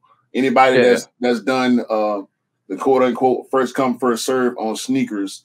And it's the same mindset. You want to get your information, your payment information, your password, get that in as quick as possible. Under a minute is the goal to get your information in, put your size in under a minute, and that will give you the best chance. Sometimes that's the case. Sometimes it's not. Sometimes you'll get your W after 10 minutes. Sometimes you get your W after 45 seconds. I've had draws first come, first serve. I've had first come, first serves be pending for me for 25, 30 minutes before I get an L. But then I'll get on Twitter and see that people are getting 30-minute W's. So I can't speak for that part of it. It's just random. But our draws are always 10 minutes. If it's a Nike SB, it's a draw. If it's a collab, it's a draw. It's always 10 minutes. The last time, highly limited sneakers. It's always going to be a draw. Yep. The last time, it was a LeBron. I can't remember exactly which LeBron South Beach? I think it was the South Beach where they gave us, it was either 15 or 20 minutes I think it was 20 minutes on the draw. Yep. So the draw system, I'm not mad at it. I have hit on draws because we know for us in the U.S. last year, they went to the draw system exclusively. There was no more first come, first serve for months. And you know why? I know the reason why. Why? Because a lot of people go complaining and saying that this first come, first serve system, right, that Nike's employed, is I put my details in, I want that sneaker, but you're not letting us get that sneaker. You told us that at this time and in place, when the sneaker's available, if we put our details in and you put our order in, and even though it says pending, you're going to fulfill your agreement. And there was a lot of people upset with that, and a lot of people were trying to sue Nike for that. So Nike decided, you know what? It's no longer first come, first serve. We're going to do a draw system because that means we're telling you might give you the sneaker. Suing Nike because you don't hit on first come, first serve is a foul. That is a foul. Bro, let me say this, man. Because basically, let's put it this way quickly before you say it. It's the casual sneakerhead that doesn't know sneakers like we do, that knows even if you put that first come, first serve in, bro, you're not gonna get your sneaker. And it's those people that have that. I know what's a sneakers app? Oh, I want the sneakers going up. I can buy it now. That's the people that don't understand sneakers, or the sneakers app that actually are suing or try to sue Nike. And that's the same person that's lining up with me to pick up my raffle W for a Cool Grade 11, and they standing in line, and when they get to the register, they say, I want a size such and such. And they say, what's your name? The associate says, what's your name? Did you win on the raffle? And that person goes, raffle? What's a raffle? Get out of here. Get out of here. Get out of here. Because they don't understand this. Like, this is a sneaker game. Well, look, in the sneaker game, there's rules to the sneaker game. Yeah. Number one rule is make sure your name's on the list, otherwise you're not getting that sneaker. No, I've seen this happen countless amount of times, man. I'll say every other release, and I brought up the Cool Grade because I saw it happen. My wife and I picked up 6 Cool Grades. One for me, one for her. That was at one location at Finish Line. We went to Jimmy Jazz. We went to Foot Locker. We went to DTLR. And we went to Hibbett. At every single location, there were people there lining up thinking that it was first come, first serve. Those are the people that deserve that foul. They deserve that foul because if you don't know, okay, fine. You don't know, you don't understand. That's fine. Once you understand what's going on, maybe you'll move a little different. But to try to sue because you can't get a W? Nah, bro. You know what we need to do one episode based on the sneaker game rules, basically, because there's, you know what's really interesting, and this is off topic anyway. What's really interesting is the sneaker. This is the sneaker game. There is rules. There is ways. There's an etiquette. There's ways. There's do's and don'ts, and we'll do a whole episode on that, right? But for sure, in terms when you talk about the sneaker game, we try to crack the sneaker game sometimes, don't we? We try to find bro. We try to find. It doesn't work, but we try to find, if you got a new account on the sneakers app, you hit. Oh, ignore the sneakers app, you hit. Oh, bro, how many times you know what, most of it is fake news. But how many times have people tried to crack the code? Right, crack the code, botting, cracking the code, backdooring, cracking the code. Listen, because somebody will go to the sneakers app and see this, and they think because they scan their QR code right there that they're gonna get the shoe. No, I'm excited. You just showed me that shoe, bro. I'm excited about that Air Trainer 1, bro. That's coming out in June. We ain't gonna talk about. Wait, June? You say? Yes. Yeah, this is actually June. Look for this is Euro, so it's the 6th. So it's June. And you know what? That sneaker is not. I think it's going to do the same thing as a Corianders, but bro, that's a gorgeous sneaker. Wait a minute. I'm rubbing my hands. I'm rubbing my hands. Why is my sneakers app set to the UK? I don't understand. What are you doing, bro? You don't live here. Get out of here. Yeah, okay. I'm back. I'm back in the US. I'm back in the US. But moving on to the next topic. Yes. Rabili.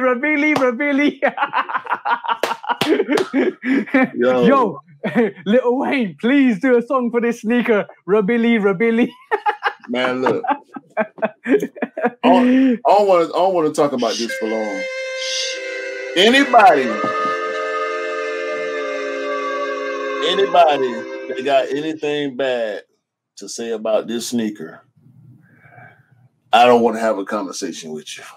I just don't. Yo, they can't stop you wearing it. They can't stop you wearing it. I don't want to talk about this.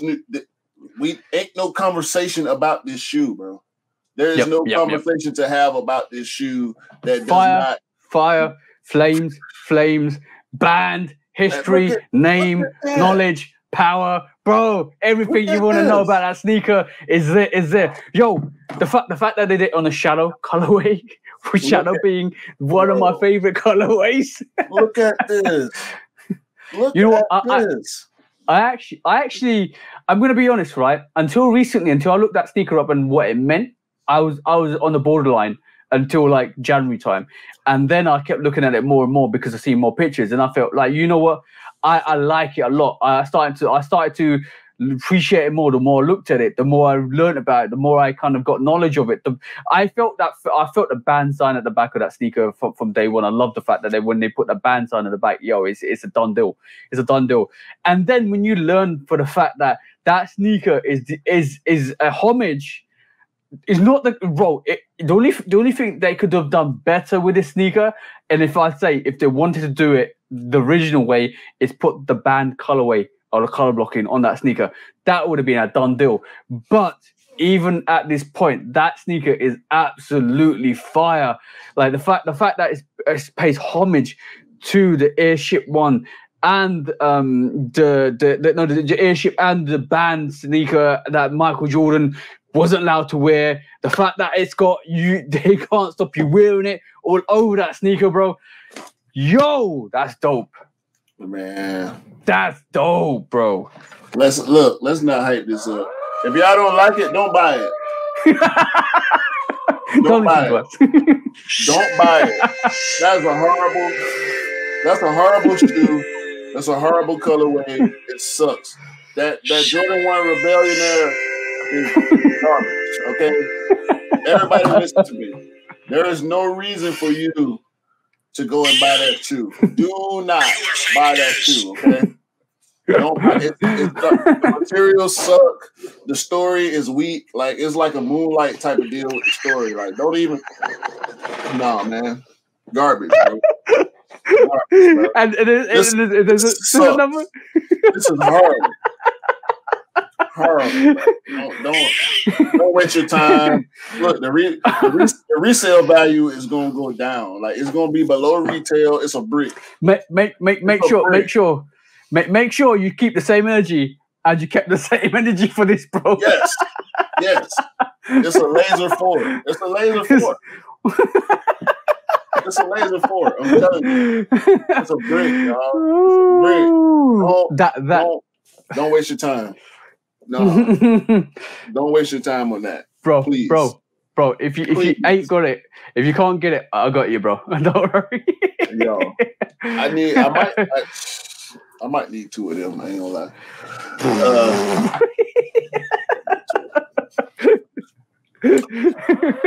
But sheesh, bro. That sneaker. I don't want to hear it. I don't want to hear nobody. And we're not even tempted to show one of the sneakers that we both want because we're not going to mention it. Nah, see, I'm gonna stop. I'm gonna stop doing that. I don't think we got to that point yet where we talk about future releases that have come and gone. I'm gonna stop telling y'all what I like. For real. I'm gonna stop telling y'all what I like. Because we at the media point, right? We at the media point, and more people are gonna begin to see this, and we know how opinions groupthink can take over sometimes. Yeah. Some stuff like, bro, I didn't care what nobody had to say about that Total Orange, aka Shattered Backboard 5. Yeah, I was getting that shoe. I was getting. Yeah. I don't care about what nobody got to say about anything that I buy. I got 270 the Bauhaus colorway. Like people love the shoe, people hate the shoe. They don't like. I don't care about none of that. None of that at all. And that's the great thing was we don't, like, me personally, I don't really care about anybody not liking what I pick up, because like I pick up stuff because I love it. Like I pick up stuff because I appreciate it. I look at the little bit of details in it. This is why for me the Rui 8s is an essential. The other sneakers we're gonna look at is an essential because talking about that. We gotta stop. We gotta stop. We talked about it a few times. I know we talked about it last episode. We ain't got to talk about it no more, bro. Let it come. But let's talk about the holiday releases. So like I'm gonna share with you some of the holiday releases, because like as I said, guys, if you're watching this, don't share this.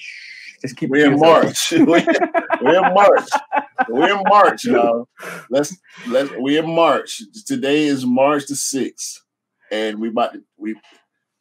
Okay, cool. This is the holiday. This is the only time we're going to talk about the holiday sneakers for 2022, because there is a good lineup here. There's a definitely good lineup here. So me and Q are going to give you the opinion for this release, all the releases, or not all the releases, but some of the releases that are down here for holiday 2022.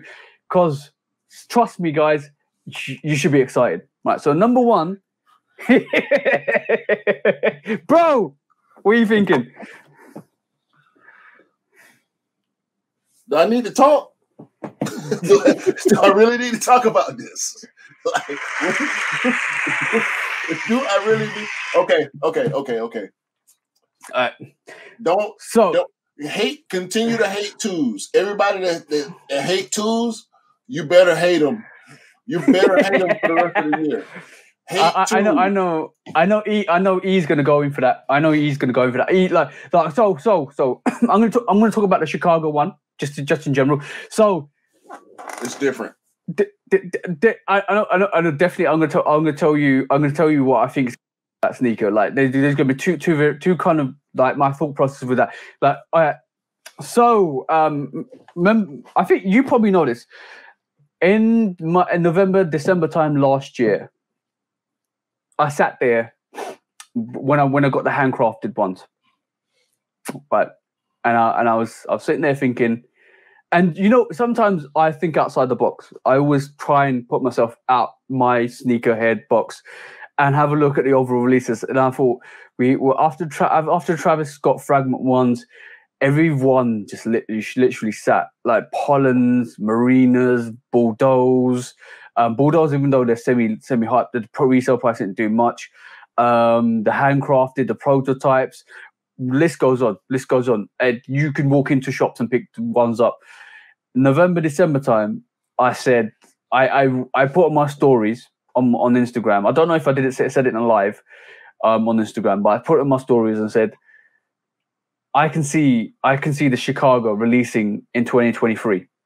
Mm-hmm. I can see the Chicago releasing in 2023 because that's the only injection they can use.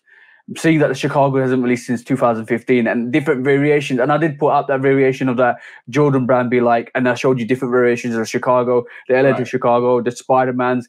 The only thing they haven't released for the last 7 years is that Jordan 1, right? The color blocking. They give us the color blocking, but they won't give us the red and sneaker. White. It's exactly. They give us the Spider-Man with the reflective all over it. They give us the Chicago Chai, which is the Lakers colorway to the Chicago colorway, but they don't give us the Chicago colorway.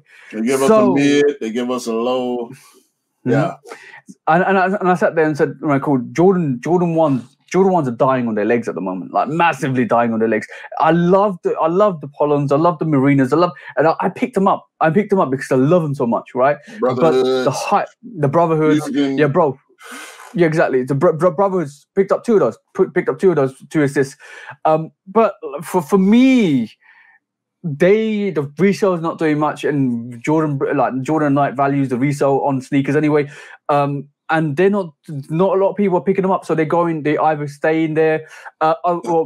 Bro, they've released a woman's release for the purple metallics. They went on sale.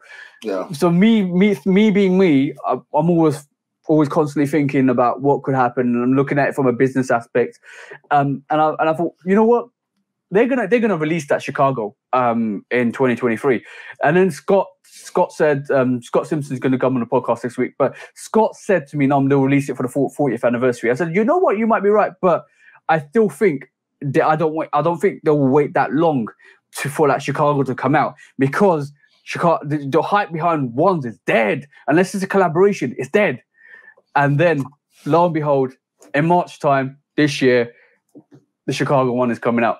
On holiday 2022, earlier than what I thought, but I think this is going to be another pattern bed situation where they think it's going to come out on holiday and it might be pushed. It's going to be pushed back in 2023.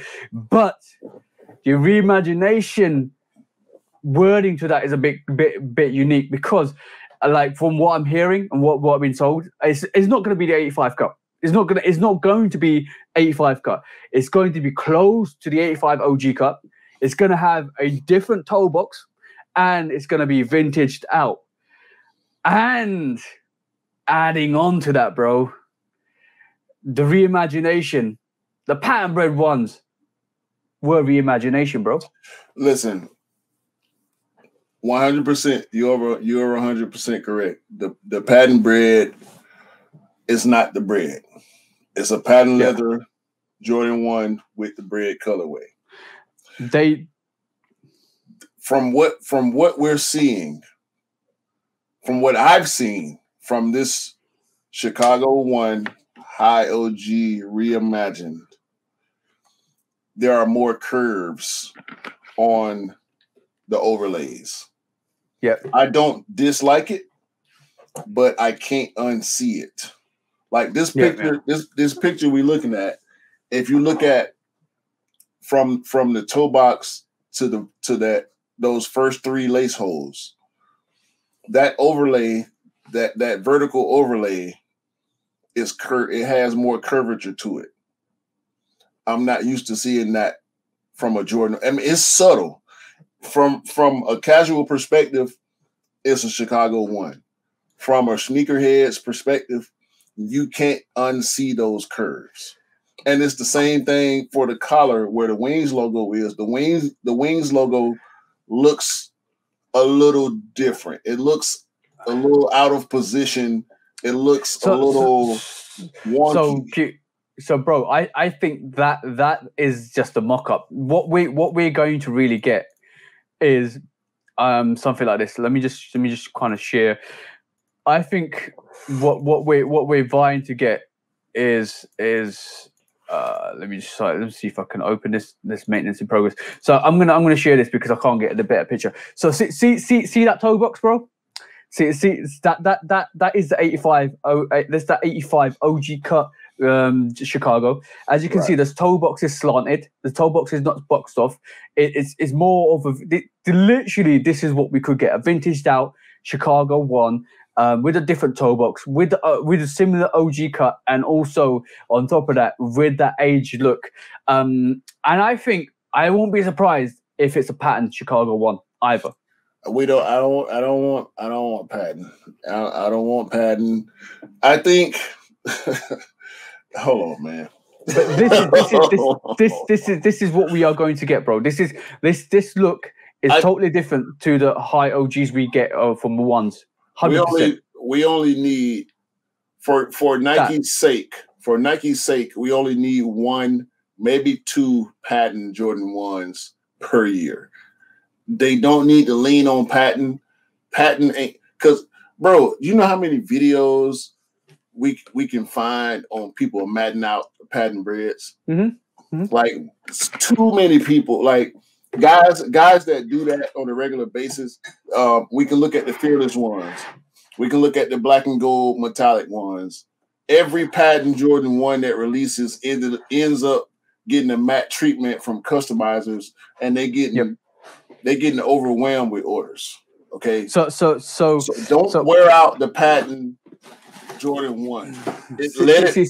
Let it mean something. Yeah. So as you can see, there's the pollen toe box is squared, right? What you're gonna find is that the toe box is gonna be angulated a bit more, so you're gonna have less of a ridge there. That front toe is gonna cover more of that, right? So that's gonna be a difference. I truly believe that they're gonna bring back. This is not the OG cut. This is not what Jordan wore. This is a Jordan 1 OG high. The 85 cut is more of a Jordan OG 85 cut. And what you're going to find is it's going to look a bit different than this. From the pictures that we've seen so far, it's here. It's here. Like this part, this is what bothers me. This piece, this overlay here, looks so different. Here and also here. This cut is a lot thinner. Yeah. You see what I'm saying? I see that. The part here where it's black on the Chicago is bigger. And this overlay here is thinner, and it has more curvature to it. Yeah, that curvature right there. Towards the front. Yeah, right here. Right there. There you go. Yeah, that and also the front side of it. It looks almost like the end of a bone. But that's the mock-up. Let's just see what the real pictures look like, because these are still stuff that we haven't seen in real life. The mock-ups might look different. And you know what? I did say it in my sneaker news. Let's see how they can mess this up. If they mess this up, it's a big tragedy, because basically everybody's waiting for that Chicago 1 to come out. So I don't think they'll fumble this one. I know there's a lot of expectation on this. They can, and they will. We know they will. We know they can. You have no faith, bro. You have no faith. I can't. And Nike will definitely get this if they fumble to Chicago. I'm not. No, not this. Take the book out, bro. Nike's gonna get their own shoe dog book thrown back at them if they cock up the Chicago one.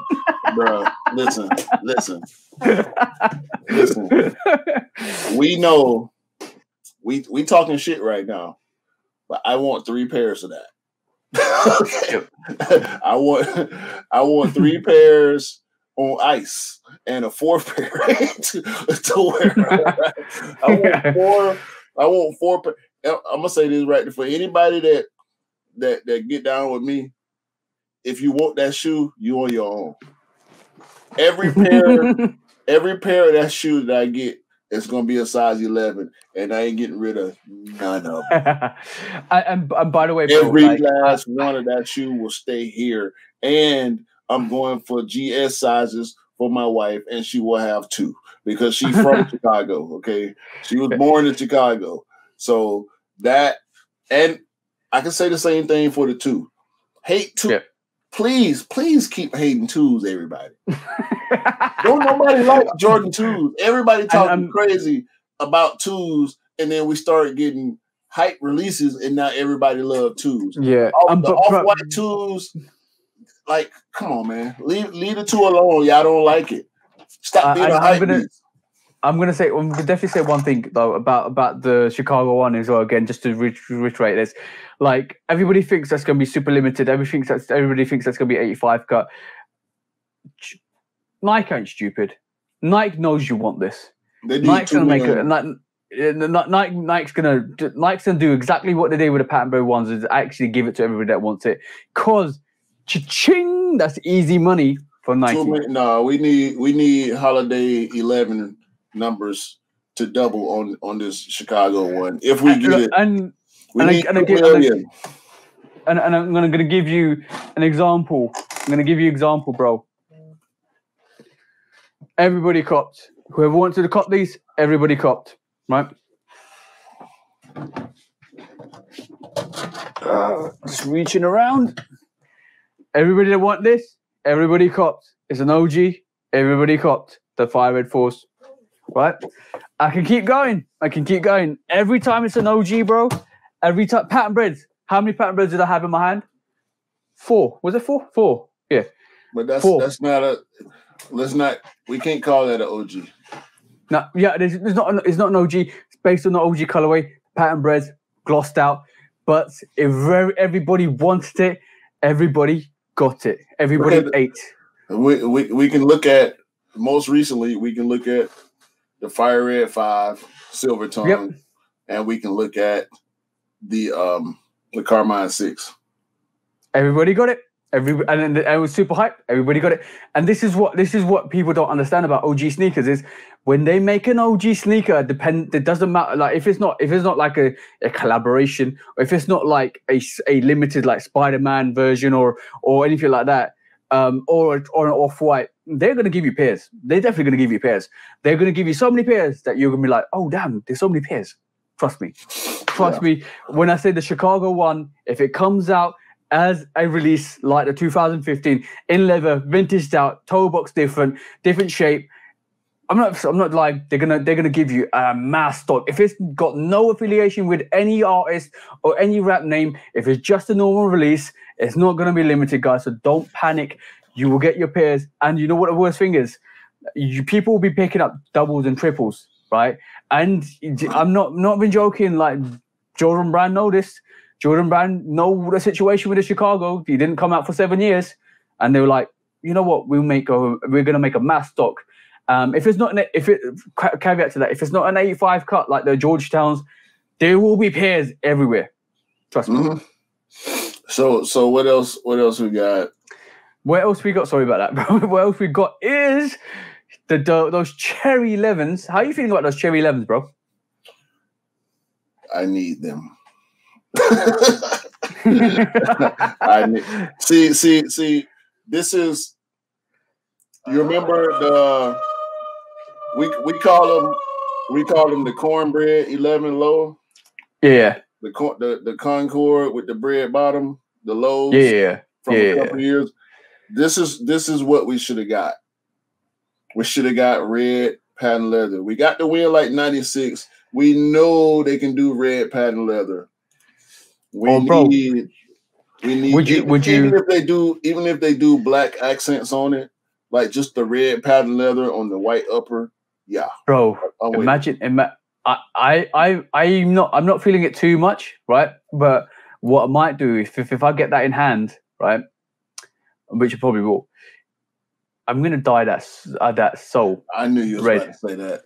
I knew you was about to say that. Can you imagine? Can you imagine with the bread look, but in white? I think maybe. I mean, that's a possibility. This is a mock-up. I think that's a good idea. I think they should do that. Just the whole of this where that translucent white runs is that all of that red. And you know what I'm gonna do after this recording? I'm gonna take a snapshot of this. I'm gonna go into Photoshop and I change that red. I'm gonna send it to you. I'm up on Instagram and tag you, bro. I'm gonna send it to you because that I think could just add that extra little spice that will just make my life a bit nice. See what I'm saying? it'll be easier to maintain too. Exactly. And you know what? I love the Concords. I love the cool greys, but there's something about that red soul on the bread 11s that does it for me. Like hands down, it is so nice, so nice. Yeah, we need that. We need that on the white upper for sure. Yeah, and like nobody's done that. Like it would always give us that translucent. Like, but if I can get dye that, if I was able to dye that translucent red, I would do that, and I'd rock that way because it's first of all, it'd be different, but secondly, I think it just add a bit more flavor to that. Add that little vibe that I'm looking for, rather than having that white and just that Concord. Just take spice it up. Instead of taking that like that white colorway and putting a red on it and it'd be a Concord cherry. I want it to be a different kind of cherry. And you heard it first here. If it happens, I'm the first one that said it. No, but so we know.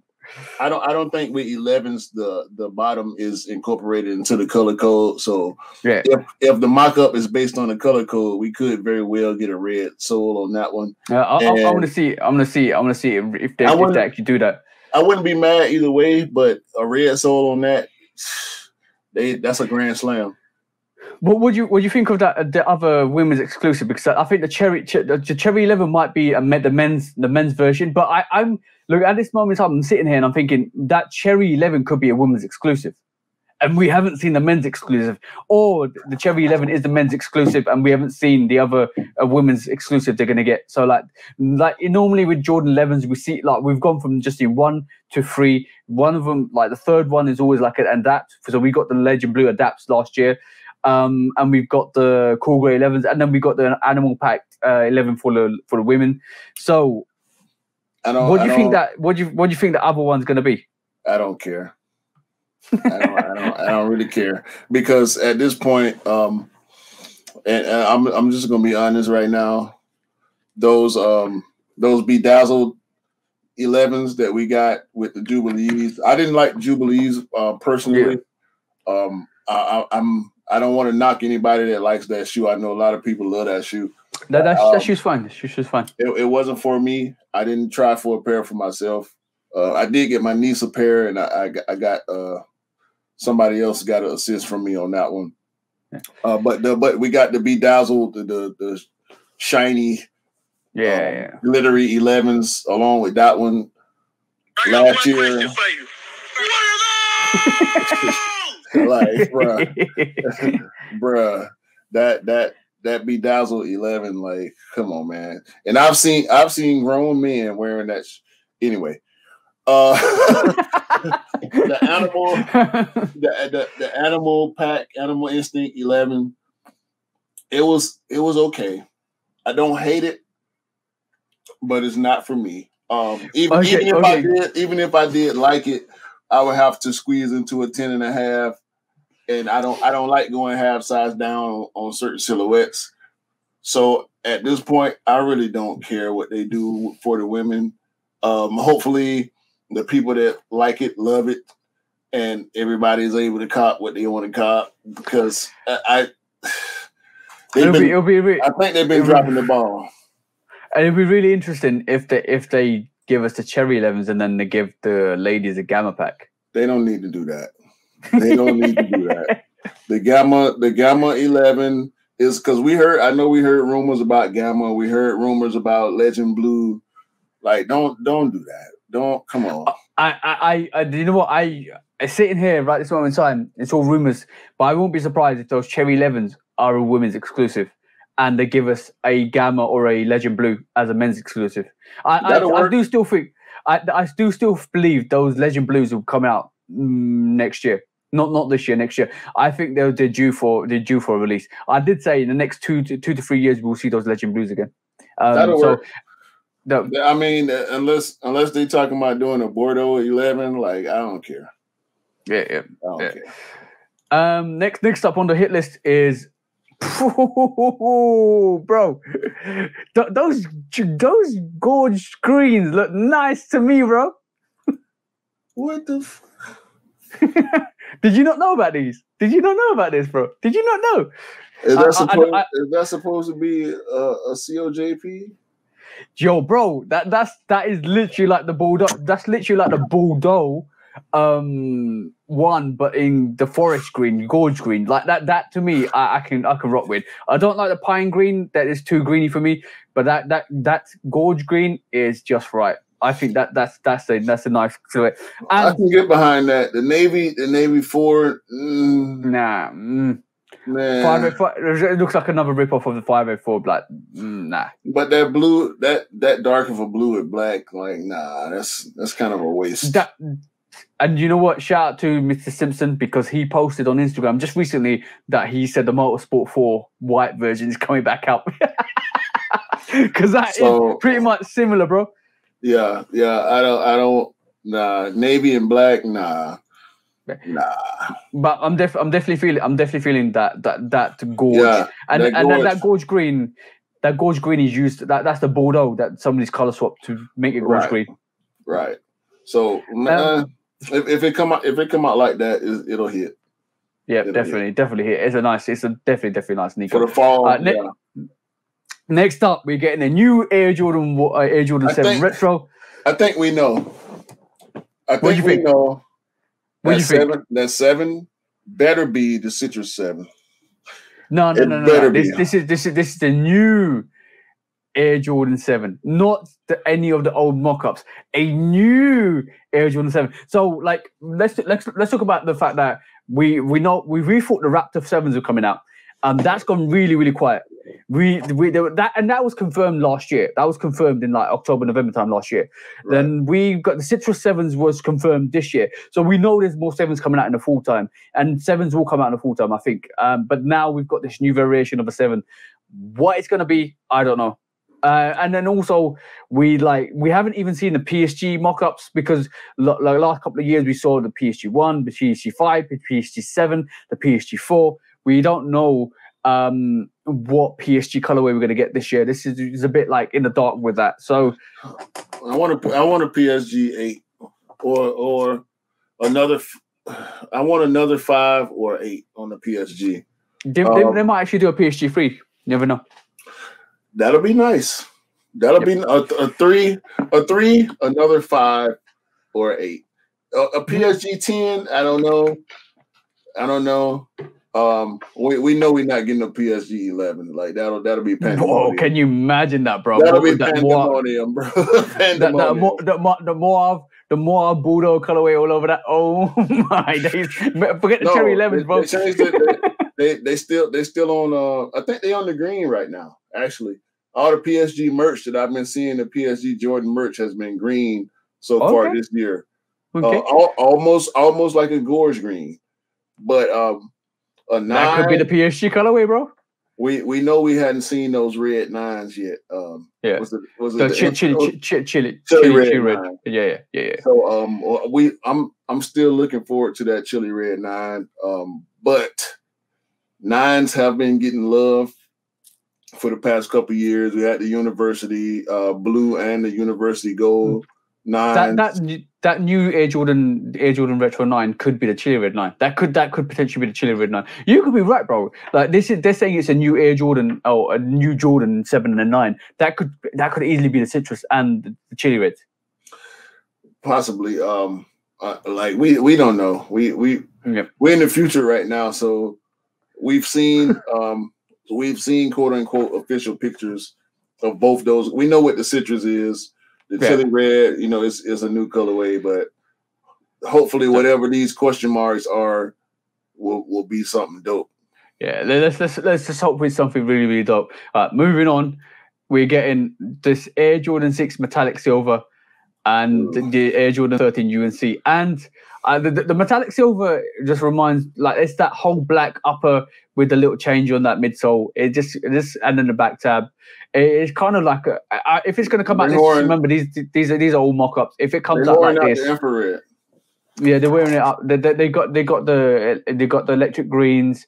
They had the DMPs. They got a lot of these similar colorways coming up for that, because that black upper with that little hint, it kind of does something for a lot of people. Yeah, it's hard now. It's especially if they put the reflective spoiler, the metallic spoiler on the back of that 6. That's hard. I can't knock it. I can't knock it. It is whoring off the infrared colorway, the black infrared colorway. But yeah. I can't be mad. I wasn't mad at electric green. But this UNC. Before you recently talking about the Chris Pauls, right? No. Let's take some homage, bro. Let's see these CP3s in the wild, bro. Because I'm not joking. Like when you talk about CP3s, yo, damn. Yeah, that's different. I need that. That's different. Forget the UNC 13. I need that. That's different. That's different right now.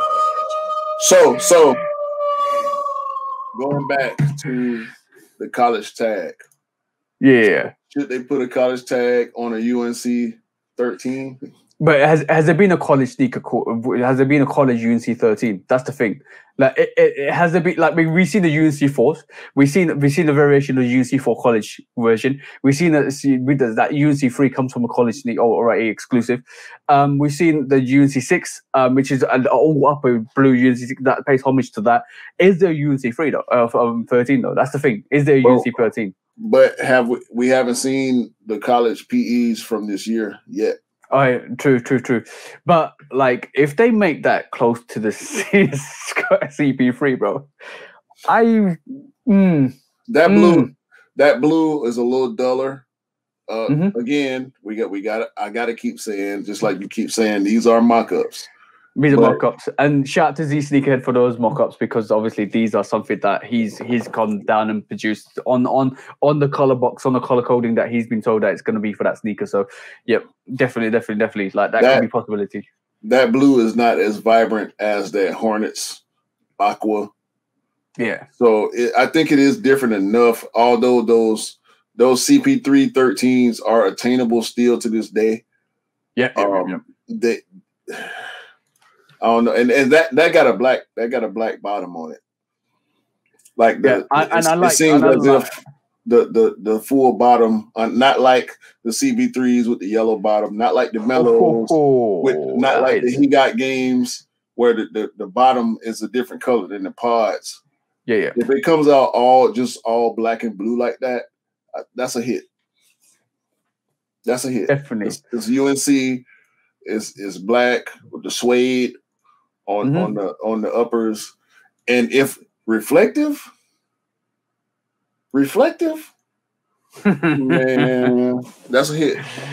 You know what? I love the fact that a lot of people don't like the 13, because I love the 13s, bro. Like, hands down, that is such a comfortable sneaker. And I think this is appropriate. Look at how similar the 13 and the 6 is. Yeah. As far as the build of it, the lines on it. The 13 and the 6 are pretty similar. So I think if you like 6s, maybe you should like 13s are more comfortable than 6s. Let's not just put that out there. Ain't when it comes to retros 1 through 14, 12s and 13s. 12s and 13s are more comfortable than 11s. Hot take. Yeah, if you want to call it a hot take, whatever. 13s for me, 13s and 12s are more comfortable than 11s. I'm just gonna say that. I'm gonna stand on that. I agree with that. 13s are so comfortable. All right, swiftly moving on. I think there's a couple more. We've got a new Air Jordan 2 low and Air Jordan 2. So that could be the Unions. That could be a lot J Balvin's. But I'm gonna show. After this, I'll show. I think this is the end of the list. But I'm gonna show you something that I think it could possibly be. And then I told you there's a couple of others that I've not shown you on purpose because I want to get your reaction on them. So I'm gonna stop viewing that at the moment, and then I'm gonna show you some surprises before we move on to the quick next subject, which is something that you're gonna present. But let me just show you what I mean, and it's gonna take me 2 seconds to pull up. Just gone through that. I need to start closing some of these tabs up, bro. Yo, what do you think of that, bro? Hey, this is the Mason Chateau Rogue Air Jordan 2 United Youth International. What do you think of that? Because that could be possibly the Air Jordan 2 we're going to see in full time. Hold on. Let me. Bruh. What are they? Go on, bro. What is this? Have you not seen this mock-up before, bro? Oh, it's not mock-up. It's actually some pictures to this. What is this? That's, oh my God. I don't, it's good ugly. Yo, I'm actually with you on that. Like literally, like that's it, bro. Look at that. I wanna say I don't like it, but I can't. This is pretty much an exclusive, bro. Like in terms of like not a lot of people talking about this sneaker, but this is possibly coming out. I want to say I don't like it, but I can't say I don't like that. I think they've done the Chateau Rogue on the Mason Chateau Rogue on the one similar to what they did. You remember the one mids that they did? This is the Fearless one. Literally, they've used that and actually just done their thing on this. I like it. Yeah, I like it a lot. I'm not a 2 guy. I'm not gonna pick it up, but I think they did a really good job on this. You're gonna pick it up and you're gonna send it this way. Okay, cool. I got you on that, bro. I definitely got you on that. But it's different. It's very, very unique. And this is when we go back to the top, this is literally a more detailed photos arrives of the Mason Chateau Rogue Air Jordan 12 United Youth International. The momentum of Air Jordan 2 continues into 2022 as a collaborative and inline colorways are on their way for the Jordan brand. So basically, a lot of 2s are coming out this year. We saw the Chicago 2s. We saw a Union 2. We've seen loads of 2s, and this is probably one of the 2s that's coming out in the full time that we just seen with a question mark next to it, because this is definitely something unique, something different, and it is like Q said, a good ugly. Definitely a really good take on the 2. I like it a lot. I like it a lot. I like the orange vibes to it. I like the all. I also forgot about the Amamania 2s that are coming out, but I like it a lot. I do. And it's got this light yellow speckled midsole on that white.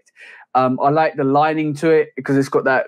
And I think it might be, anytime I see lining like that, it might be a tearaway. So that could be a potential to that. I like the stitch at the back as well. That takes it away from. That takes a hint off the original 1 mid Fearless Chateau Rogue. So I like it. I like the details on this, bro. I like. Yeah. I'm not gonna buy it for myself. If you need an assist, I've got you on that. But yo, that's a very nice sneaker. Very nice sneaker. I don't like the fact that I like it. Does that make sense? Yes.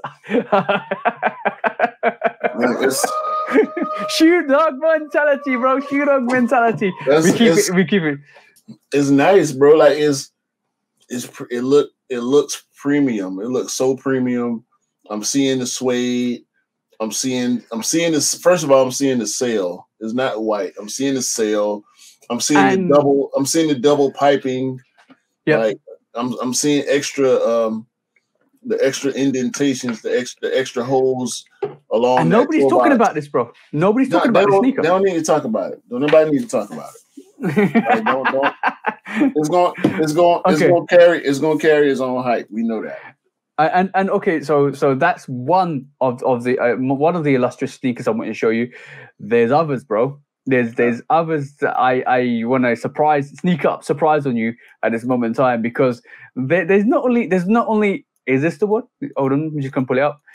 There's mock-ups of the 4s that we're getting the LeBron 4 Fruity Pebbles back again. That's something that we will not really quickly touch on, but yeah. The last sneaker I'm going to show you, right? Nobody's actually talked about this at all.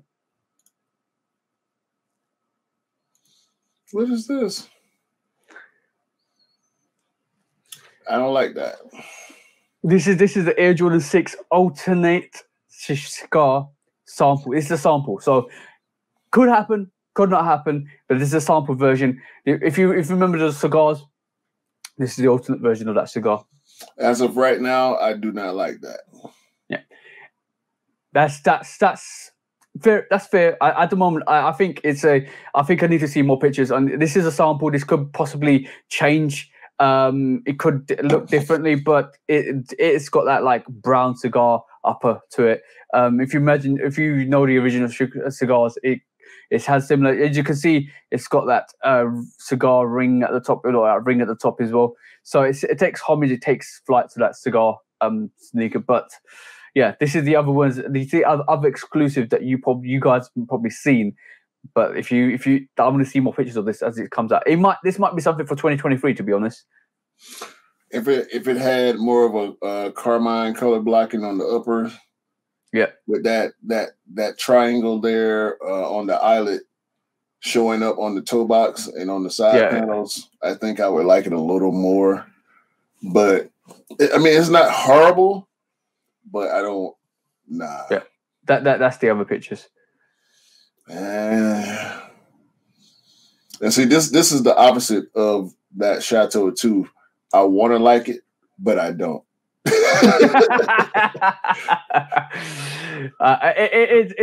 It's a bit different. I think the concept behind sneakers is, when you have a look at sneakers, you don't originally like them, or it has to sink in. Like sometimes when you listen to music, it has to sink in before you appreciate it. I think with sneakers, having early look at sneakers, you have to really appreciate them, let it settle in, let it bind in. You have to look at it a couple of times, and if you like a sneaker off the bat, I'm going to say like those Gorge 3s, the Gorge Greens ones that we saw. Me and you both love that sneaker. And you're like, okay, definite. But sometimes a sneaker comes out and it hits you and you're like, I don't know how to feel about this sneaker. And then a couple of months down the line, you're like, you know what? That's actually quite nice. And I guarantee this might be a grower. And the Mason Chateau Rogue Air Jordan 2, you like it, but you want to hate it. But that might turn into either you love it or no, I'm not feeling it now. That there's two ways it could go. Definitely two ways it could go. Yeah, I'm gonna hold my feelings on that.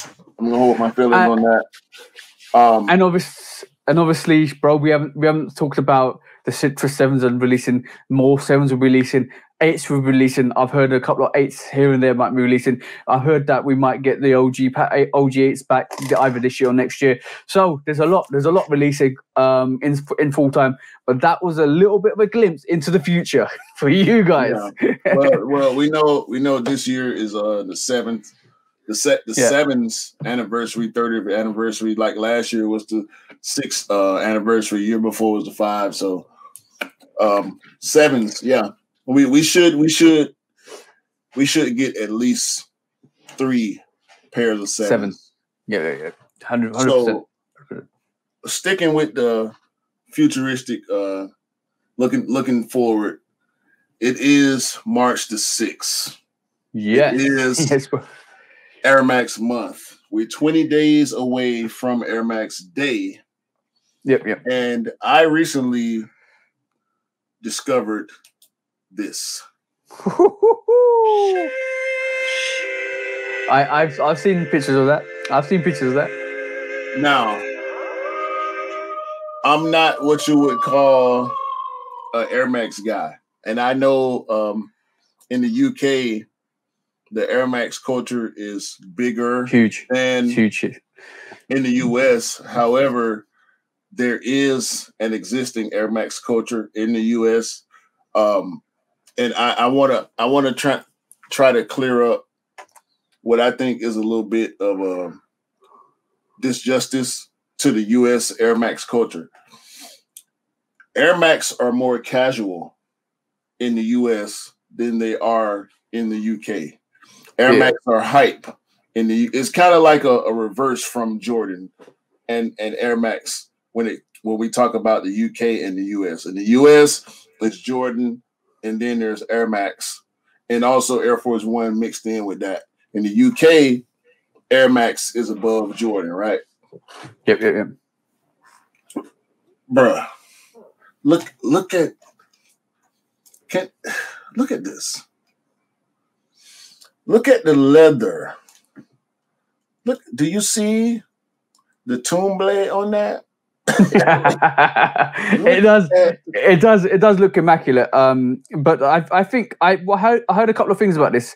It looks like it's a city pack, bro. I think we've seen the iridescent version or the white iridescent version recently come out, and it feels like to me like this is like what Scott's on tune with the Air Maxes. He literally said that this seems to be like a city pack where it's regional. So that might be for the States. The iridescent looks like it's a French pack. And then there could be other packs coming up, but there is definitely a lot of Air Maxes coming out. And then we also got the rumors about Travis Scott Air Max 1 coming out this month. So there's loads. There's coming loads. And unfortunately, it's very quiet to this point because we don't know what the releases are, bro. We don't know what the releases are. Look at that. That is beautiful right there. Like I want that, bruh.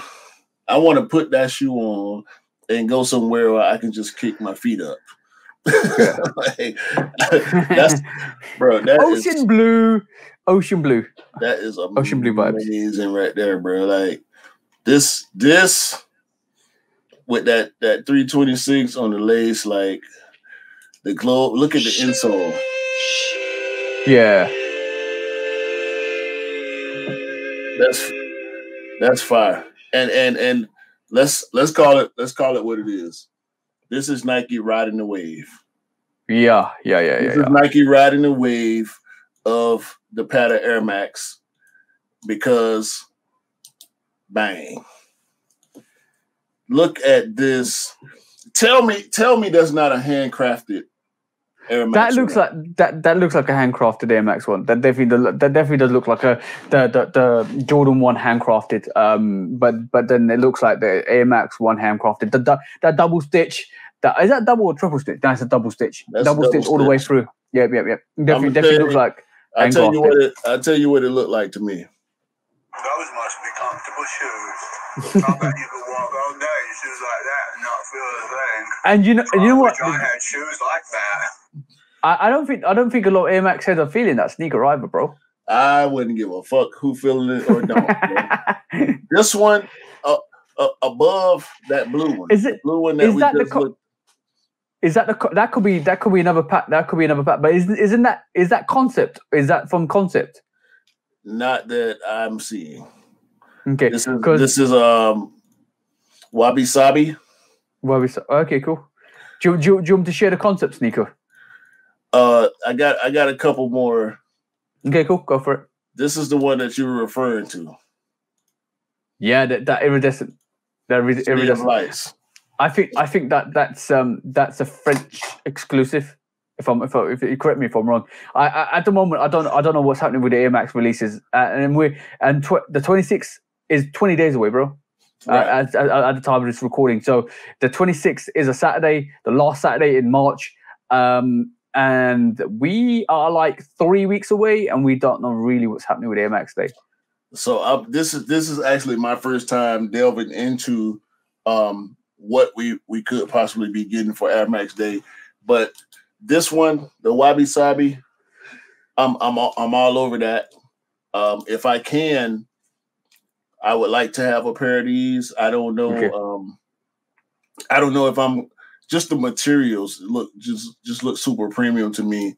The Wabi Sabi, like coming off of the handcrafted Jordan 1 release, like I want those. I really want those. You know, the more you say that, the more it feels like it's the handcrafted version, or they've actually gone in and crafted it by hand, because it does give you that handcrafted run vibe. It definitely does, with the color blocking, with everything that's the different paneling, the different, like the forest green to the like the light brown at the front toe, to that like sail mid. That it does remind you of the handcrafted. The only thing that's missing of it is like mocha.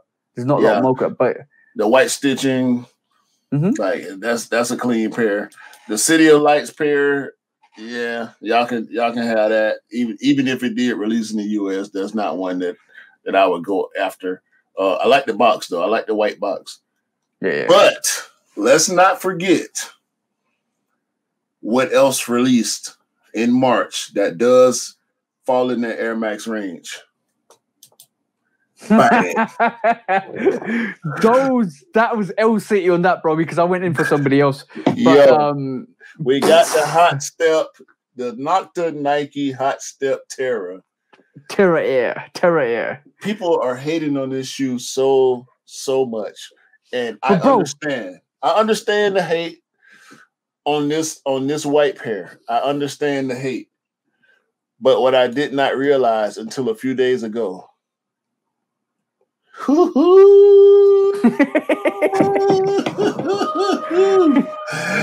I saw this black pair, and I listen, I'm not one of those people. Like, I would never throw shade on that white pair. Okay, I understand. Yeah, it looked like a K-Swiss. It looked like a Fila. Blah blah blah blah blah. Yeah. Do you like it or not? I'm one of the few people online probably that's willing to say I actually liked the white pair. I tried to cop the white pair, and I was going to wear the white pair. I don't care what none of y'all say, and I don't even like all white sneakers because I don't like white soles too much. But this black pair, bro, it released already, bro, for you guys. Else. It came same here. It released for us, but. I can tell you your size at this moment in time is 317 pounds on that black pair. Oh, I know. I saw it. I had to look it up. You talking about 317 pounds. This shoe, both actually, the white and the black, are around 350. Yep. And people have been trashing this shoe for the longest, but resale don't say that. The resale. Yeah, it's got. Look at. I think it's sub. I think personally, people are hating on it because they wanted to pick them up. Like we say, don't talk about certain sneakers. They just threw some shade on it so they can actually pick it up themselves. Bro, there's reverse psychology there, bro. Look at the leather. Look at the leather on this, man. Like you can't really tell on the black pair, but on this white pair, bro, you can see just where the glue meet. Look at the tourmalet. Look at the tourmalet on that, man. You can't tell me. And listen, you can see the tourmalet on that black better than you can see. You know what I like about that black pair is that neon green air sole unit. Oh yeah. I'm digging it, bro. The metallic swoosh action, like it's all leather. Like we've been getting this mesh foolishness for years. Like, and you know, you know what that bottom reminds me of, like either a 13 or a Wave Runner. No, because let's get into it, right? Because supposedly Jay Prince stepped in and squashed the Drake and Kanye beef, right? We saw the three of them take pictures together. We saw them do the Larry Hoover charity concert. Yeah. Drake is the petty king, all right? This shoe dropped on the same day as the 700 V2. We know that, right? And the stakes. We know that, right? Yeah. We know the petty king was not finna let Kanye, like, bro, we don't care. We don't care about the squashing of the beef. Drake don't care about it. Kanye don't care because we ain't seen them together since that picture. They still don't like each other. They still gonna be competitors. Drake ain't letting that go, bro. He dropped this shoe in Air Max month. Yeah, it is an Air Max. It's got a visible air unit and all that. It does have air attached to it. The word air is attached to the name of the shoe. But for it to come out on the same day, now look at this. Yep. For this to drop on the same day as an all white and gray Yeezy 700, you can't tell me Drake wasn't trying to poke at Kanye. You can't tell me he was not trying to poke at Kanye when he decided, you know what? Let's drop this shoe. What was it? The 2nd? March the 2nd? Yeah, it was March. Yeah. So it was a Thursday, so it was March the 3rd. But I would say from you know what I like about that Terra Air is I forget, look, the air sole in the Terra white version is like a peachy color, which is good. But there's the light ticks on the side, lateral side, and the front toe where it is. It just is not. It doesn't overemphasize like Mike, but it just kind of, there you go. It's subtle. There you go. Yeah, so. But I've seen loads of mock-ups of people putting feeler on the side of that white one, bro. Hey man, listen. They can do what they want to do. I've seen. We see the Fila Disruptor. You can draw comparisons from the Disruptor. You can go and look at. I don't know the name of the model that K-Swiss has that has a similar aesthetic to the uppers on this one, but I like this shoe, and I am looking forward to seeing how they're gonna do different colorways because all white and all black is as basic as you can get. The next thing they can do is an all gray, and I'm probably gonna like that one too. They'll probably do an all gray. But is it gonna be a Drake exclusive, or is it gonna be just a general release exclusive? That's the difference. Like, it's the sub brand. It's the sub brand. It's not. But remember when they did the 312, and then they did the what do you call it?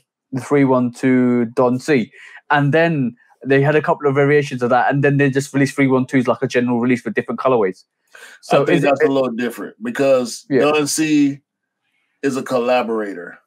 Drake is a collaborator, but now he was a collaborator, but now he has an actual sub brand. Nocta has been releasing merch for the past year. Yeah. All the Nocta golf stuff, and he actually has a logo that's on the shoe that looks official. So this is Nocta X Nike, yeah. But Nocta is a sub brand of Nike, much like Jordan is a sub brand of Nike, just like ISPA, and that for me eliminates. Okay, so you brought a really good subject matter up here. Then, so do you feel Drake got out of the Jordan situation? And let's just say Drake's Jordan sneakers weren't that great. Like the models they used weren't that great. But do you think Drake went from? And I think it's a clever move. Do you think Drake went from being a sub to a sub to a sub because like you was like Nike to Jordan to Drake? Yeah, that was like the third tier to now just jump in the middle, man, going to Nike and now being Nocta. Like this is my brand. I'm competing with, and literally he's competing with Jordan. He's competing with Adidas, Yeezy, Jordan, because Nocta brand is now independent brand within Nike. If you look at it that way. I think because he's doing more than Travis did. He's doing more than Don C did. Don C is a brand in itself. It's an independent brand. Don C is doing stuff with Foot Locker. I can't recall him ever doing any collaborations with other sneaker brands, with other sportswear brands. But for Nocta to release gear on the sneakers app months and months and months before the actual sneaker releases, and now we're gonna get other products. I think Nocta moving forward, this is the first Nocta shoe. I think we will get other Nocta silhouettes, much like Yeezy is doing. Going back to the Yeezy Drake thing, I think Drake is going for the same business model that Yeezy went for with Adidas. Nike may call it Nocta X Nike, whereas Yeezy is just Yeezy. It's not Yeezy X Adidas. Yeah, but I think that's just the difference in the way Nike and Adidas does business. And I won't be surprised if Nike uses the whole situation with Drake and Yeezy to amp up the hype with the Nocta range, to give that They dropped on the same day as a 700, bro. Like why do that? We've been seeing this shoe for a while. 5-6 months we've been seeing this shoe, and for it to finally release. And I gotta say, I was a little hurt that I wasn't able to cop, but I wasn't really expecting to be able to cop the first release easily. Yeah. So I entered every raffle that I could. I did want the black pair a lot more than I wanted the white pair, but if I ended up with the white pair, I would still keep it in my collection just because it is the first official Nocta shoe. And you can't, moving forward, we won't be able to say Nocta without Drake. You know, it's his brand. Nocta wouldn't be a thing without him. They got their own logo. It's a sub brand. They dropping merch. The stuff is, I mean, $150 for a vest, $80 for a t-shirt. So you can't separate. There's so many similarities between Yeezy and Adidas and Nocta and Drake. So you can't separate the two. And for him to drop, for them, and I keep saying him, it's not like Drake going in there telling them, drop it on the same day as a Yeezy, and they just gonna go with it. They have to make decisions also. They have to make sure that everything is ready to go. And we seeing Nocta commercials. You know, we saw Drake wear this shoe a year ago on the video for the song he had with Lil Durk. So yeah. You know, it's him in the Nike store going crazy on the video. Like we gotta know. And he's going to push this Nocta thing as far as he possibly can, and Nike is on board because Nike versus Adidas, Drake versus Kanye, smash them together. We got Nocta versus Yeezy. Okay, cool. And then on the Yeezy on the Yeezy brand, I'm going to quickly share this because there's three subjects I want to bring up. One of them is this. So, this is what Yeezy is going in hard now. Like I'm going to say. The choices he's making, he's got this Oreo version, he's got this blue stripe version, he's got this red stripe version coming back out. Now he's got this Oreo version. Yo, bro, he's bringing the same heat. And if you, I know you don't like Yeezys as much, or you don't like Yeezys because you like the checks of the stripes. But from my perspective, anybody that's a Yeezy fan is gonna love that sneaker. That sneaker. Is I'm looking at this, and this is a concept. This is a reverse Oreo 350. That's nice. That's very nice. Yeah. So and the way they've done that is very nice. And I think Kanye's not silly. He knows what the situation is, and he knows like if Nocta and Drake are doing their thing, and if he's not only now competing with Jordan Brand, he's now competing with a sublet from Nike, which is Nocta, which is Drake. Yo, he's gonna come in hard. He's definitely gonna come in hard. But we move swiftly on to the other two subjects because this is coming up to 3 hours, bro. So the other thing I wanted to talk about was what order should I put this in? let's see. Okay, let's see. I'm gonna leave that to last. So let's see this one next. So this is the concepts that you went in for this week. If I remember rightly, did you go in for this? I did. I got the big fat L. What do you think about this sneaker, bro? It's good ugly. I think it's good ugly. And truth be told, since the Pata one, I have been riding the wave a bit. However, I'm liking the collabs more and more because I feel like I'm understanding the silhouette more and more. This is good ugly. I'm not mad that I didn't get it, but I would have been happy had I did. I'm gonna say this, like before I'm gonna stop sharing this. Before I'm gonna share this back up, and I'm gonna don't know what shoe to pick, but I'm gonna pick the red one. This is to the concept release for that. They didn't give it to everybody. They gave it to the guys in the States. The merch came out for everybody in the UK and all globally, but then the sneakers were limited to just the US.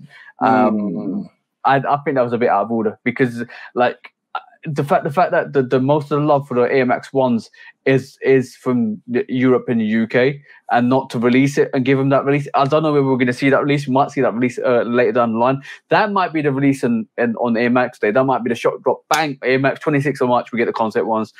We get other sneakers, but I think it's gonna. I personally think it's gonna be pandemonium on Air Max Day. I think there's gonna be so many shot drops on that day.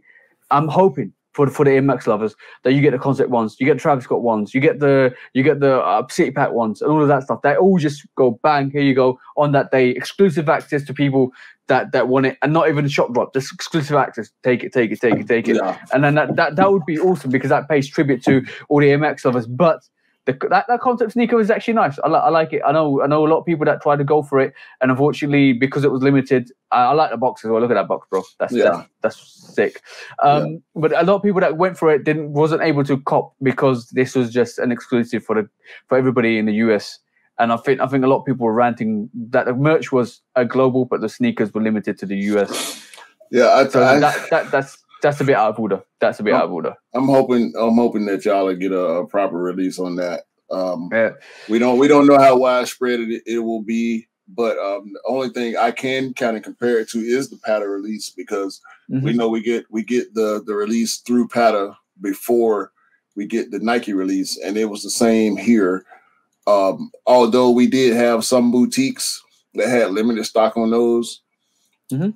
As far as us in the US, we may get a sneakers release. I think we'll get a sneakers release, and then that'll be it for that shoe for us. So maybe for Air Max month, Air Max Day, we'll see the UK release on a widespread basis, Offspring, size and Foot Patrol, along with sneakers.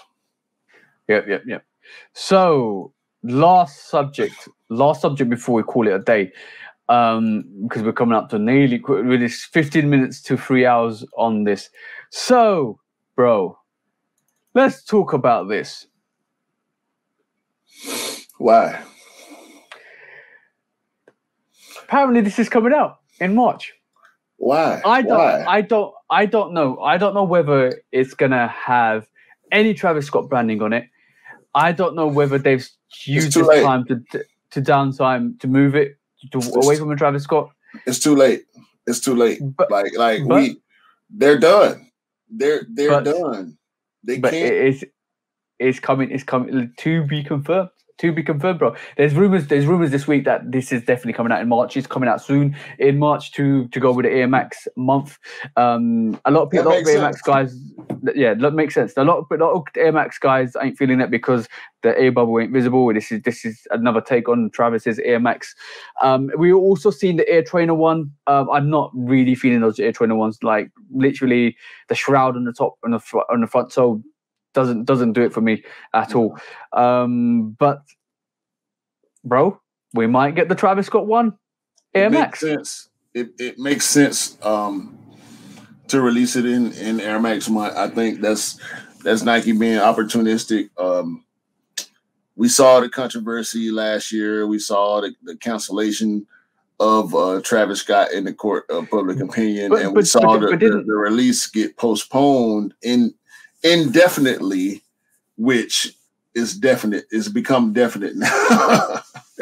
But didn't they like in part of the concert they released pairs, and they got released, and some people actually got their pairs. Yeah, it was only in Houston.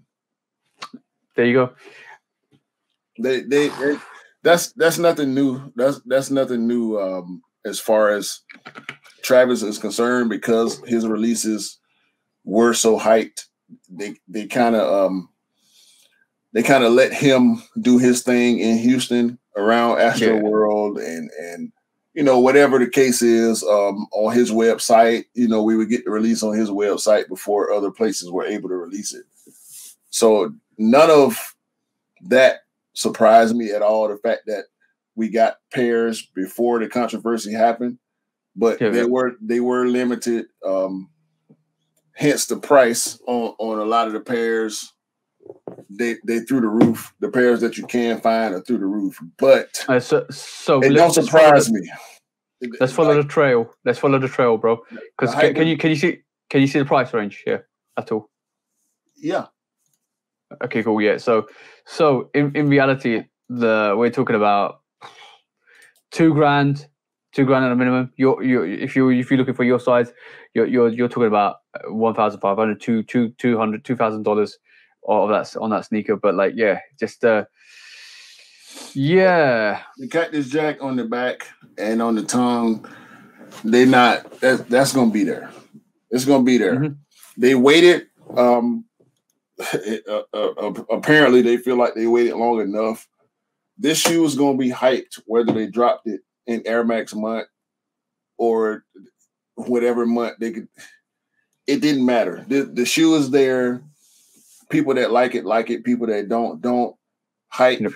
Hype has pushed that shoe to the top of the Air Max release list. Whenever it releases, there will never be Air Max that can release around this shoe that's going to do any damage to it. The damage that's been done to Travis's reputation, it's going to hold true in the minds of whoever cares about it. But when it comes to this shoe, the hype will never die on this shoe. Maybe after release, but until it releases, bro, I don't listen. We know how it go. We just talked about this with other sneakers.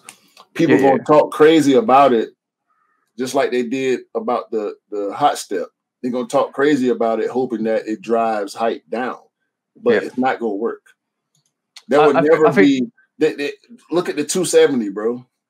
People talk crazy about that 270, and it's still sold out everywhere, and the prices went crazy. Would you prefer this all sale version, the satin gold, or do you prefer the brown version, the Jack Baroque brown? I like the brown one. I do like it. I actually like it. I didn't like it as much when we first saw it, and the mock-ups and samples or whatever, but I do like it. It's not. I don't think it's the greatest, but I do like it. Let's have a look. Let's go there. Let's go down this rabbit hole. That's not a good shoe right there. Yeah, definitely not. That's not. It's still doing free. It's still doing free. It's still doing 381. That last one was nearly £300. When it released, it was around 600-700.